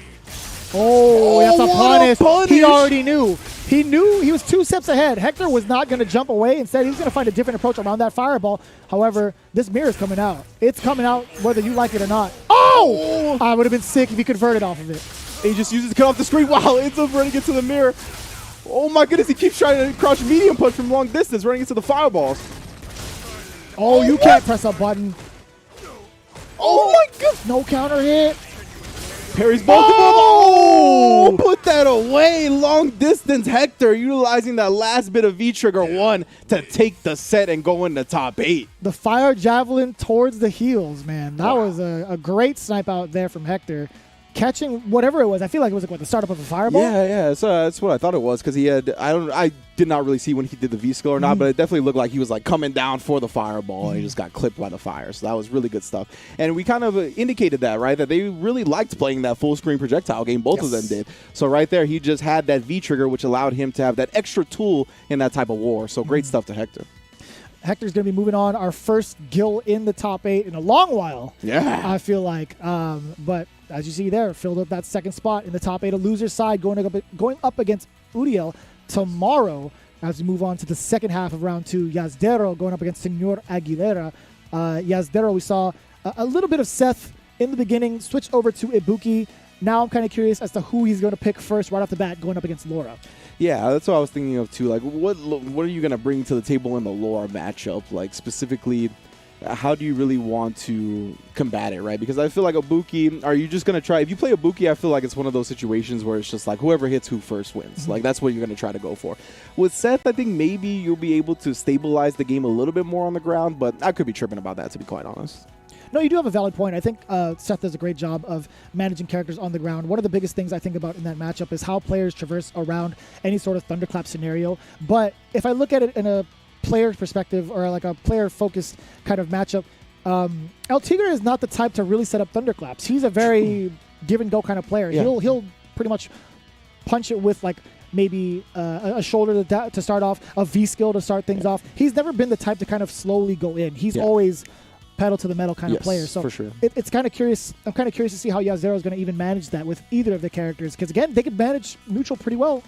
I really think so. But Ibuki's going to be the choice here. We're going to see how he's going to use this character to stop El Tigre, aka Senor Aguilera, and his offensive pressure. Here we go. Game 1. Yeah, I'm definitely interested to see like if he tries to play a slow ground game, if he tries to get aggressive with some early jump-ins and try to put Aguilera on the back foot before he gets put on the back foot. But right now, very patient, respect showing a lot on both sides. And big whiff punish. Man, Aguilera is so good. It's in line and way with that stand medium kick perfectly. Yeah, switching over to anti-air, V-skill over. Able to keep him in the corner, just locked up. Yeah, trading, but fighting out. Yasdaro now. He's going to take the damage here, reset afterwards, into the throw. Okay. Big jump out. That's huge. He didn't hit anything, but managing to get out of the corner for free is important. Yeah, exactly. The positioning so huge in this game. Oh, wow. Threw all the kunai out and whiffed on every single one. I've never heard that soundbite where all the kunais touch the ground like that. I have never heard that. Man, you saw Laura put her hand out too, but couldn't quite catch one of the kunais. Unfortunate for Yasdaro. And again, I talked about this earlier, right? Senor Aguilera is not the type to set up with thunderclaps. He's only done that once so far, and it was at the start of the round. Yeah, exactly. He hit it right on the head with the lore style of play. At this point, he's got him in the corner, and oh my goodness. Oh. Impressive patience once again from Senor Aguilera, though. That's what we saw up against the Ken as well. A lot of the time he was baiting out the EXDPs, really waiting for the EX reversals, never being too anxious for the kill. He always wanted to give you a chance to bring out a reversal that would be blocked. So great stuff so far. And I know like there's kind of a mental blockage that's on the side of Yasdaro. He's looking for the neutral a little bit too much, right? He is checking with like low medium kicks a little bit, but I want to see him just kind of start off offensively and put Senor Aguilera on the back foot rather than wait for him to approach, because Ibuki on defense is not really too powerful. I mean, like he has the meter to EX uppercut and whatnot, but other than that, it's like what else can you really do? Yeah, and you know, at the very beginning of the first round, we saw a lot of respect being shown, a lot of slow play, right? And yeah, I agree. Yasdaro, I think, it could afford to take some risks, especially online. Use a command dash every now and then, you know what I mean? Just to test him, see if he's ready for it or not. And that would be something that you could throw into the arsenal of something that could kind of close the distance in a way that you're not doing right now, right? Because a lot of the time right now he's just relying on the typical movement of Street Fighter, walking, dashing, stuff like that. But Ibuki has a command dash, she has the air kunai, she has a couple of things she can do to try to approach it a different way. I hope he utilizes those a little bit more, at least tries to. We'll see if Senor Aguilera has anything new to kind of prevent him from doing so. But I like this already. You know, Yasdaro kind of keeping it a little bit close. If you force the thunderclap now, then you get to do that second phase of trying to stop him with medium kicks, like crouching medium kicks, right? There we go. A lot more active from Yasdaro. Exactly what we need to see. A little bit overzealous on the continuation of that combo, though. Yeah, unfortunate, but nice. Keeps the meaty low. Knew Aguilera was going to try to scramble out on the wake-up. Stays on the same side. And, oh! No punish on the target combo. Yeah. Just, I guess, expecting him not to commit to it. Yeah, maybe like a regular kunai or something, too. Like, didn't want to get caught. Oh, yeah! Oh, no! He's not dead yet! Caltrop. Run into it. Oh, she's stepping on it. What do you mean? Shay, what kind of toes? What? All right, anyway. Oh, nice. Oh, my goodness. They ran into the lightning again. He's been so on point with timing that every time, but a crouch medium kick finally gets that last bit of health that Yasdaro needed. That was a very interesting exchange for the side of Yasdaro. Again, he just needs to put it on offense out the gate. But again, he's giving him a little bit too much respect now. Okay, I like that. Laura got them GU feet, bro? I didn't know that. Okay, goes for the damage to knock down the Oki. Waiting for something on wake up. A little bit too much respect. Oh, no. And the sunset will begins. Will it be sunset on your life? Oh, no quick rise. This time does it. And the sweep call out. Oh, and you got caught reaching. I pressed the button also. Whoa. All right, puts himself in the corner. Lets out all the kunai. Gets the V-trigger. This is dangerous. In the corner. Which way does she go? Oh, the side you least expect. Putting yourself back in the corner at that much life left. And that is exactly what we wanted to see from Yasdaro. Yes, that's like legitimately what we talked about during the break after game one. So beautiful adjustment. That's exactly what we wanted to see. A lot more aggression coming out. A lot more not trying to just sit back and wait to see what Laura's going to do. I'm going to take the fight to Laura and put her on the back foot first. That's exactly what Ibuki shines at, right? She's the kind of character that can really oppress you at the closer rather than mid range, right? But that's the normal that you should be fearful of, right? That crouching medium punch as well. Or even like stand medium kick a little bit out. Oh, that would have been a big whip punish had it been a medium kick. Yeah, exactly. Oh, and Aguilera gets that one big crush counter, and now he's got the life lead. Oh, and then catches the walk back, tacks on some extra damage as well. Oh. Yeah, avoided the V reversal very well, but couldn't quite get a punish on it. And that's what you were talking about earlier. Throw out those dashes to keep him in check. Yeah, excuse me. Aguilera tried to do the same thing. Oh, get out of there. To throw. Ooh, I like that. The forward roundhouse. Great anti-air and enough for the stun on the rider. Oh my goodness. Yo, the damage right there. Great reload on the kunai to make sure they got the damage needed. Yasdaro now on set point. This is loser's bracket. I wanted to see the amount of scaling involved with all the kunai, but still being able to get the EX rider to kill. Yeah. That was super impressive. I thought that was going to be a different round, but Yasdaro optimizing that entirely. Yeah, super well done. Now Aguilera, early life lead here. This is good, obviously. Fighting to stay alive. Can't afford to lose another round. Oh, that could have been dangerous. Yeah, definitely the crouch jab recovered just in time to not get clipped by that big elbow. Gets clipped that time. Still finds the mark with the elbow. Ooh, no anti-air! Big back throw from the side of Yasdaro. All momentum shifts towards Ibuki can lead to Mix-Up City. When's the trigger coming? Ooh, yeah. He's looking for a hit activation. Got caught counter hit that time. Oh, very nice. Aguilera really did a great job adjusting to the rhythm of Yasdaro's defense. Yeah, lots of reaching, lots of jabbing, and he made sure he paid for it every time he put a fist out. A great way to come in, but Aguilera 100% ready with the throw tech. Big interruption from the side of Yasdaro. Not ready for a target combo afterwards, but still a nice subtle hit to stop his track. But Aguilera completely unfazed back into that momentum swing. Out of there. Yeah, use that kite. Oh! Yeah, the overhead. Wow, great interruption right there from Yasdaro, though. Put out a ooh, so nice. smart. So smart to use the shift in that way. Yeah, got completely away from that Caltrop nonsense. Willing to sacrifice a bar for it. Well worth. Ooh. Another counter. Oh, there it is, though. The command dash. Catches him in front. Oh, geez, no! Uh-oh, another mix coming your way. This could lead to stun. Oh, big bet. Yeah, he was looking for a back throw. It would have been stun in game. Oh, my goodness. Literally tournament-saving tech for Aguilera, but another command dash goes to the other side. Which way again? Gets caught reaching. No, he missed it. That could have been EX Rida for the game. Oh my goodness! And Aguilera catches him, trying to squirm out of the situation. And as you mentioned, Vicious, the Rida, that's all that was needed.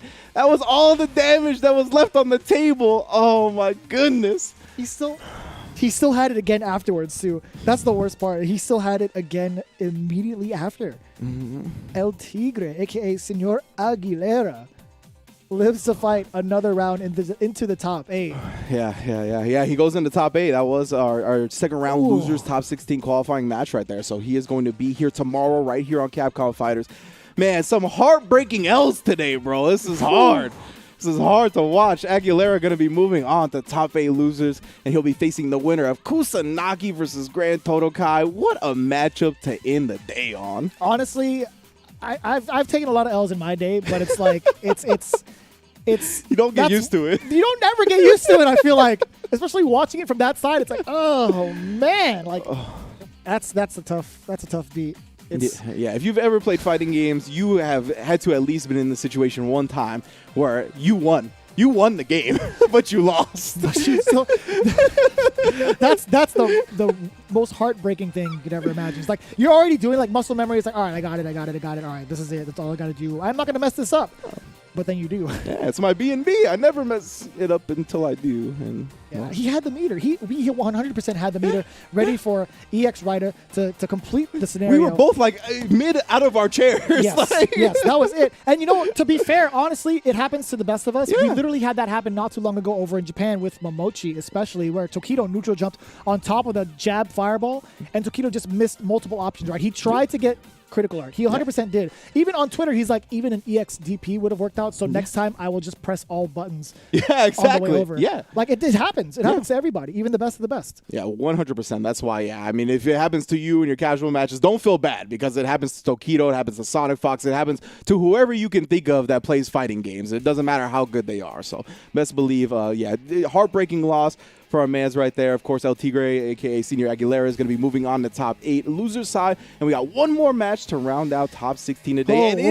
It's a doozy, man. This is Kusanagi, again, the guy that, I mean, Rob TV, Brian Neff, Vicious Ringe, we all thought was going to at least be top 8 winners free, if not take the entire tournament. He did finish second in both Central America 2020 tournaments, losing to Kaba and Mena RD. We expected him to be in top 8 winners. He might not even make it to top 8 at all.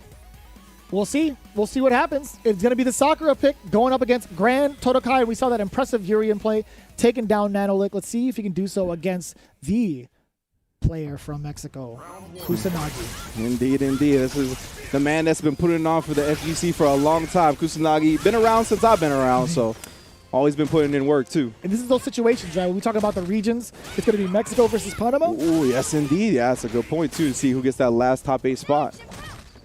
And right now, yeah, I love that. Just harassing with the Tatsus, of course. Pretty much all -2 except for medium Tatsu. Ooh. Oh, yeah. I like the idea of trying to catch the knee drop in the air. Indeed. Trying to harass now. Much more even life here. Fireball as he gets close. Yeah, I was going to say, that's going to allow Grand Kusanagi to, combine their names. Oh, nice. Crouch Fierce off that DP whiff. Oh, okay. It's going to be, yeah, that was going to be a thrown V reversal if he attempted to do so because of the fact that Kusanagi was able to cancel off the fireball into V-trigger. You have to hold that. Yeah, and this is V-trigger 1 for Sakura, so as you mentioned, fireballs plus frames. Yeah, no more V-trigger left, though. And Grand Todokai, oh, great anti-air, uses the EX. Oh, that was cool. That was so far. Yeah, she slid right over. Oh, no. She was already stuck there. Yeah, she was 100% stuck in animation. So no matter what, it was actually going to be dead. Yeah, sorry, no FADC cancel this game or anything like that. You just watching yourself fireball into the mirror.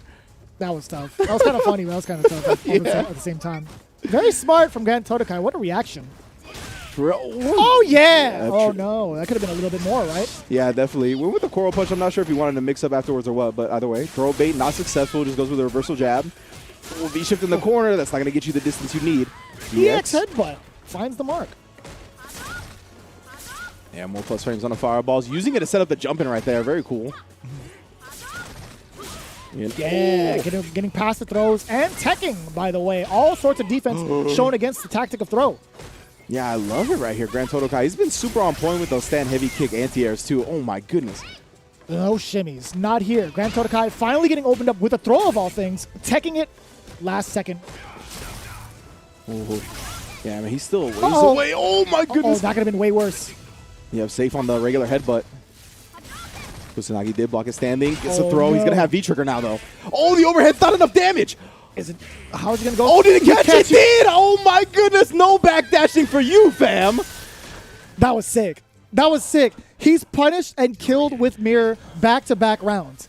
Oh. But catching the backdash, that is some next-level read. That is actually big brain play from the side of Grand Todokai. That's so good. All based off of reads. I mean, there is slight hesitation from the side of Kusanagi to backdash, but I feel like it was way more read-based than it was reaction. I agree, for sure. Man, I cannot believe that overhead didn't kill him either. Wow, left him on the magic pixel, and boy, did he make some magic happen. Catching that backdash with the mirror. That's why I feel like we're getting a little break here. You got to take some time to yourself if you're Kusanagi right there. You were so close to the W, giving you a 1-0 lead. Again, this is still 2 out of 3, right? We haven't made it to the 3 out of 5 promised land yet, so he can't afford to lose another game. I had something to tack onto that, but I had to catch my breath a little bit. But Kusanagi, again, one of the biggest things that I liked from that last set is the defense that Grand Todokai had against Kusanagi. Kusanagi was so intent on going for multiple throws because, again, Sakura has a pretty good time pursuing offense after the throw, but the fact that Grand Todokai nearly teched all of it at the last second, didn't get baited with a shimmy after teching said throws. Like, he only took like 1 out of 5 attempts. Yeah, that's really a bad free throw percentage. 1 out of 6. That's a really bad free throw Lonzo Ball style, for sure. Jeez. Yeah. But yeah, no, I totally get you because that's really the impressive part is the fact that he didn't get shimmied after taking all those throws. Like, what? Like, you've been so adamant and active with the throw tech scenario. The fact that Kusanagi finally presented a shimmy and you still didn't fall for that. That's impressive defense. And he had great stand heavy kick anti-airs in general. He was picking the right anti-airs at any given situation for Urien to use. I mean, yeah, he looks on point, man. And I mean, we knew that it was going to be tough for Kusanagi, honestly, coming into this, despite him being the favorite, because Grand Todokai has been here since I've been calling these Central America joints too, right? 100%. Yeah, we've always seen him around. So I'm glad that he's showing out as well. We talked about in his quote as well, right? He was like, I've been training for this event. I believe in the training, the work that I put up into this tournament. So, I mean, he's 100% ready for Kusanagi.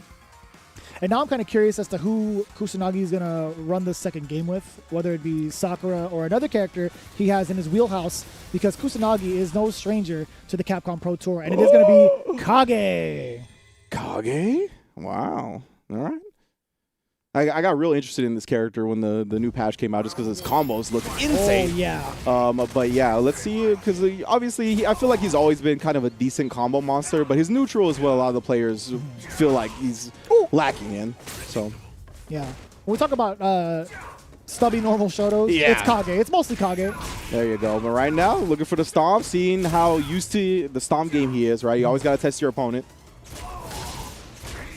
And that's one of the things also I like seeing from Kage players. Not fearful of using those axe kicks to test their opponents. Sakurako talks about that all the time on the stream. He's like, you know, the sign of a good Kage player is one that tests their opponents with axe kicks. Yeah, exactly. The heavier axe kicks are plus frames, but you can interrupt the gap that they come out in. So you got to test the player's knowledge. Yeah, see right there, that was one of the lighter ones, so he's able to press buttons afterwards. Both mirrors used now. Oh. Decent amount of damage on that, on the second one at least. Yeah. Nice, the fireball behind it there. Kusanagi, though, yeah, fully loaded on both resources. Activates the feature. Oh, no! Oh, he blocked the second one! My God, it please doesn't stop! Kusanagi, please help him. Oh, no, now he got caught reaching. Grand Todokai was definitely overwhelmed in that scenario. He was like, I'm going to reach. I just got to do something to help me, please. Help me. That was sick nasty. It was hit, block, hit again. This guy Kusanagi is a monster. Wait a minute here. Get off me. This is a great character for 2 out of 3 setting too. If you can just surprise your opponent with some unfamiliarity in this scenario, that's what you need to do. Oh yeah. And a very solid uppercut to boot, right? Sakura doesn't have access to that. Forward throw.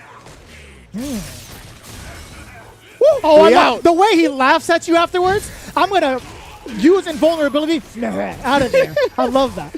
And isn't it so cool that the teleport goes through the mirror, too? Oh, not cool that you got noogied by that, though. Overhead. Oh, none shall escape. Oh, try to take that. EX one more time with it. Oh, he wants to do something now. I love the fact that Kusanagi, the very first mix-up he presented was the one that had gaps in it, right? Yes. He was like, the very first one, I'm going to give you an opportunity to press buttons because you're not going to, because you don't know what the hell's about to happen. So he just made him watch. The second time now, the third and second time, made sure that they were meaty situations, right? After the fireball, he tested them because he knows he's going to try to score him out now. Not going to have it. Great stuff. And you can see some of that unfamiliarity kind of play against Grand Todokai. Now he's falling for a lot more throws this time around, and even kind of reluctant to press buttons. So that gives so much more for Kusanagi to play with on offense. And Kusanagi, this is a veteran of the game here. This is a veteran move, bro. 2 out of 3, bringing out an underrepresented character like Kage. This is exactly why you have characters like that in your pocket.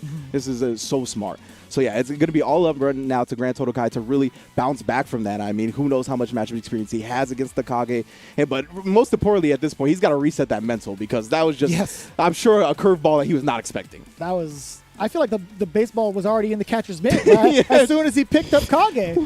How did that happen? I'm getting told to go to the dugout? What do you mean? What do you mean? I just started. That's wild. Now I'm kind of curious to see if Grand Todokai has any other character under his belt. I mean, from what we've been told, it's been mostly Urien. We've seen the powers of Urien in Grand Todokai's hands, so I don't think we will see a character change. This is mostly just for a mental reboot. I agree 100%. I don't see any type of character switch. I don't even see any V-score, V-trigger switch.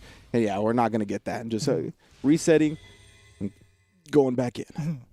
We'll see what happens here in the final game of the night. It is the final game. All right, here we go.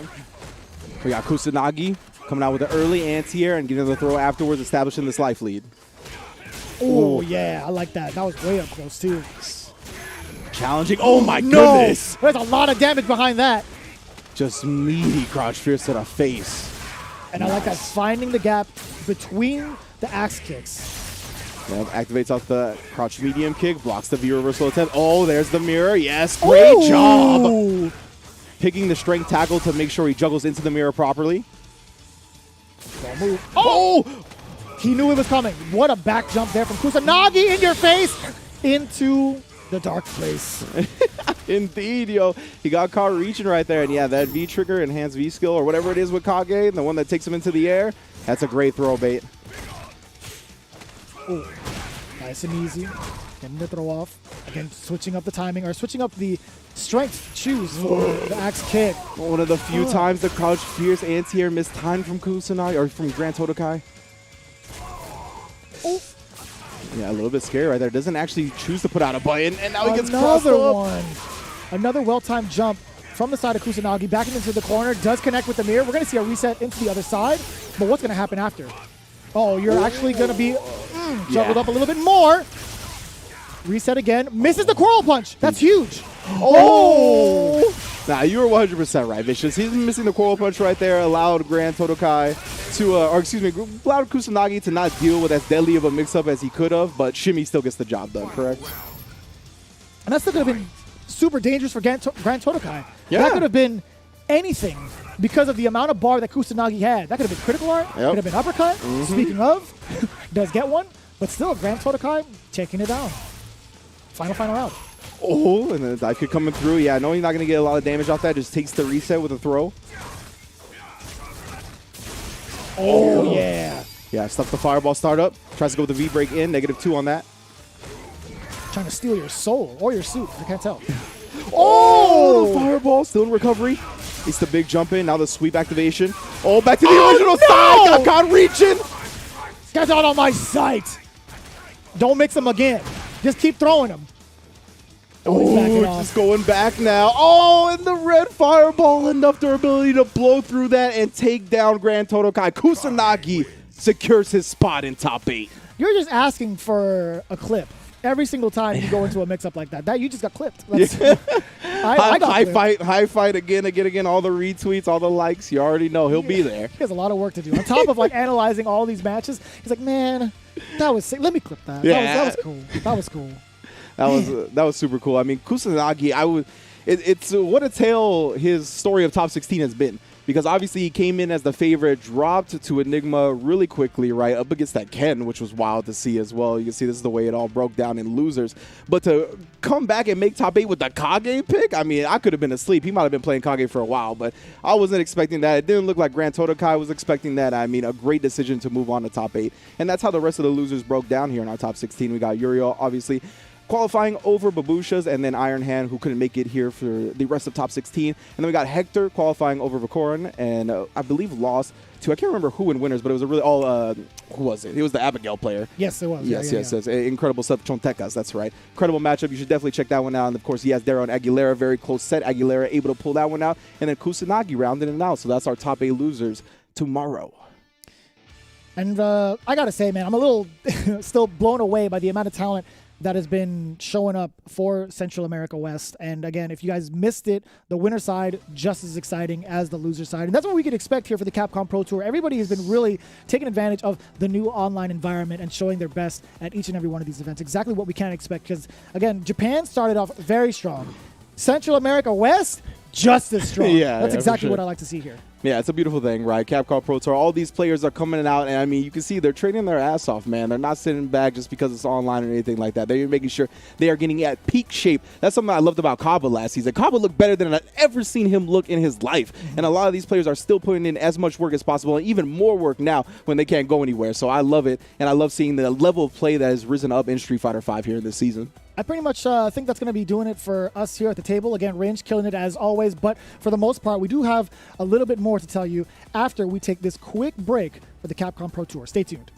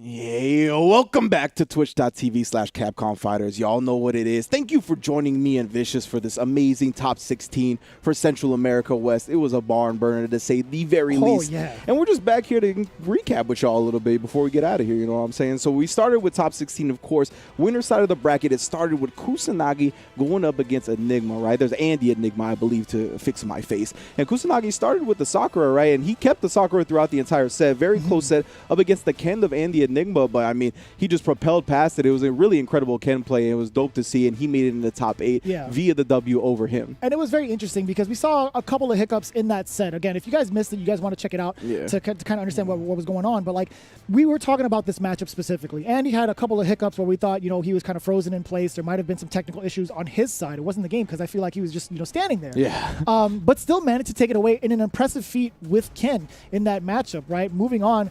It was Gamma versus Yasdaro. The way we set this up, you know, Gamma and Yasdaro, we've seen time and time again. Yeah. We've seen Gamma more often than not take down a plethora of opponents, like high-ranking opponents, on a normal basis. So it resulted in this fashion, right? 2-0 against Yasdaro, picking both Seth and Ibuki. Yeah, he just couldn't get the job done up against that Cammy, right? Gamma, obviously a Cammy loyalist, and I mean, he is just so good on that character. We really saw him exploit pretty much every type of bad habit that Yasdaro had. He was getting clipped by a lot of the medium buttons, and in general, just couldn't quite find the anti-airs he needed a lot of the time to deal with Cammy either, which is a tall task to ask for, best believe. And then after that, we had, I think, still my favorite match of the day so far. Yep. It's Chontecas versus Hector. I'm telling you, if you haven't watched this yet, please go back and do so. Abigail versus Gil just crushes everywhere. Incredible stuff on both sides, and a heartbreaking L for Hector to take, let me tell you. It was so close for him to get the W and to go into the top 8 on winner's side, but Chontecas was just that much better that time. It was just one of those draws where Hector actually reacted with the critical art, but the thing about Dynamite Punch and EX, again, in that moment, using the invulnerability at that last second was all it took for Chontecas to take it back from Hector. And again, that's already making its rounds on social media. You have to check it out, and it's for that reason alone. Moving on, we had Iron Hand versus Zero Max. Again, Iron Hand was expected to play today, but due to prior obligations, he was not able to make it. So we immediately went into the losers round 1 between Babushas and Udiel, which is Zeku and Cody/Ken. Now, Udiel actually picked Cody in the first bout, was not able to make anything work out for him too much because I feel like Babusha's had it all locked down in terms of zoning out Cody, switching off to young Zeku, taking advantage of that. However, when it came to the Ken play, Udiel was keeping Babusha's on the back foot, and that's where we exposed the biggest weakness, right? Babusha's was not able to keep up with the offensive pressure that Ken presented, leading to that 2-1 victory on the side of Udiel. Exactly. I think that's kind of a theme we saw a couple of times in the matches tonight, where the players would start out with this character that is going to try to control the ground a little bit more, and then when they switch to the character that's a little bit more aggressive, little character that they're more comfortable with, they end up doing better. As we saw Axel versus Vicoron as well. We had, I believe it was Urian on Vicoron versus who on Axel? I believe it was Akuma. That is correct. Thank you. The Urian play was just very solid, right? He pretty much knew anything that Axel was going to try to do with Akuma. Really did a great job contesting him on the ground, which is something we weren't really expecting. A lot of Koro kicks at ranges where he was able to combo into crouch jab afterwards, and it was just a really superior ground play from Vicoron to propel him past the Axel Akuma. And that moves us into I Am the Final Boss versus Senor Aguilera. This was El Tigre rocking that Laura, changing his name, his moniker, into Senor Aguilera, going up against I Am the Final Boss. We saw a couple of things here that was pretty notable, right? We saw how aggressive Senor Aguilera can really be once he's comfortable enough against the opponent. But I feel like I Am the Final Boss kept us on... it kept us guessing the entire time because you never knew when he was going to let something rip. Not even just uppercuts, right? You would see Tatsus flying from out of nowhere. You would see him take Aguilera by surprise with those command runs, with the V-skill. It was pretty close at the start. Aguilera kind of turned it down a little bit and understood the kind of player that the final boss was and took advantage of that chaos, leading to a 2-1 victory, which leads us to the final match of round 1 and losers, Grand Todokai versus Nanolick. That was Urian versus Blanca. There wasn't too much to say about this matchup, honestly. I feel like Nanolick was just a little bit overwhelmed by the presence of Urien. There was a lot that was going on from Grand Totokai in terms of the neutral, and also anticipating the kind of movement that Blanca presented, especially with the Rainbow Ball, anything with the V-trigger. A lot that Grand Totokai possessed was him being ready for that matchup. Yeah, I want to highlight that as well, is that Grand Totokai was just super ready for the Blanca matchup. He knew when the V-triggers were happening, when he was plus, when he was minus. Also, he punished the Rainbow Ball, like, mad times when he was trying to do it shallow to bait something out, right? He, like, punished it with EX Tackle. He punished it with Aegis Reflector. Like, really good stuff from Grand Totokai. And, of course, following that, we moved to Losers Round 2, where you already covered the Iron Hand match. So we went on to Hector and Vicoron, which was the battle of the brothers, as you put it, right? The Gil versus the Urien. Very sick matchup indeed. And Hector, again, I mean, he has been the highlight of today, in my opinion. He is just a spectacular player and very, very dramatic. Like, all his matches were going down to the pixel and having these scrambles that really decided everything. And he just managed to squeak by Vicoron at the last moment and take it 2-1 to advance to top 8. And then we saw in the second half, Yasdaro versus Senor Aguilera. This was one where we kind of wanted to see Yasdaro kind of shine on offense. He started to do so, but had a very, very small but imperative mishap with that EX Raida going after that juggle. Just slightly missed and went for regular Raida. It was the Momochi moment that happened. It's not a CPT without those kind of moments, honestly. Yeah. And it just so happened, unfortunately, to happen to Yasdaro, allowing Aguilera to sneak by with the win 2-1. Very, very close. Man, I really can't believe the way that ended. It reminded me all over again. And then finally, we got Kusanagi versus Grand Totokai. An amazing set to end on. Because it started with a 1-0 lead for Grand Totokai, right? We saw Kusanagi bring out the Sakura, his tried and true character, the character that we've seen him get second in 2 tournaments with at Central America in 2020. But it got kind of bodied by the Urien, and when he came back into the match, he was rocking the Kage, which I was unfamiliar with. I didn't know he played this character, and really did a great job of kind of, I think, exploiting Grand Totokai's probably lack of matchup experience against it as well. We saw the very first V-trigger mix-up. Definitely had a K-Brad moment, right? He gave him mad gaps, but he really didn't know what to do. And he exploited the fact that he got hit by that with meaty scenarios afterwards and really just kind of overwhelmed Grand Totokai in the matchup. That was impressive stuff from Kusanagi. He showed his veteran smarts there. Absolutely. So that pretty much establishes what we can expect for our top 8. So from the winner side, we have Andy Enigma going up against Gamma. Then Chontecas going up against Zero Mex by ways of qualifying over Iron Hand, pretty much. And then I believe Udiel going up against Hector, and Senor Aguilera up against Kusanagi. Wow. Yeah, I mean, it's going to be an incredible top 8, 100%. Again, it's going to be right here, twitch.tv/Capcom Fighters, the same start time as it started today, and we're going to be going straight into top 8. And remember, it's all 3 out of 5 tomorrow as well. And remember that they're going to be competing. That top 4 is going to get a $5,000 prize pot, as well as they're competing to try to go to Capcom Cup for that 200,000 plus prize pool, baby. You know they're not going to want to miss that. And for all of you guys that have been tuning in, day out, week and week after, we appreciate you guys hanging out with us over at Capcom Fighters. If you guys want to check it out and holler at us as well, Vicious FGC, Ringe _, if I'm not mistaken. We got to get rid of that underscore, man. We got to give him the check mark on Twitter. But yo, again, if you guys enjoyed all of the content, if you guys enjoyed all of the matches, let us know which ones were your favorite. Holler at us, holler at Capcom Fighters as well. In the meantime, we hope you guys continue to keep playing Street Fighter V, and we'll see you for the top 8 tomorrow. Shouts to Rob and Brian too.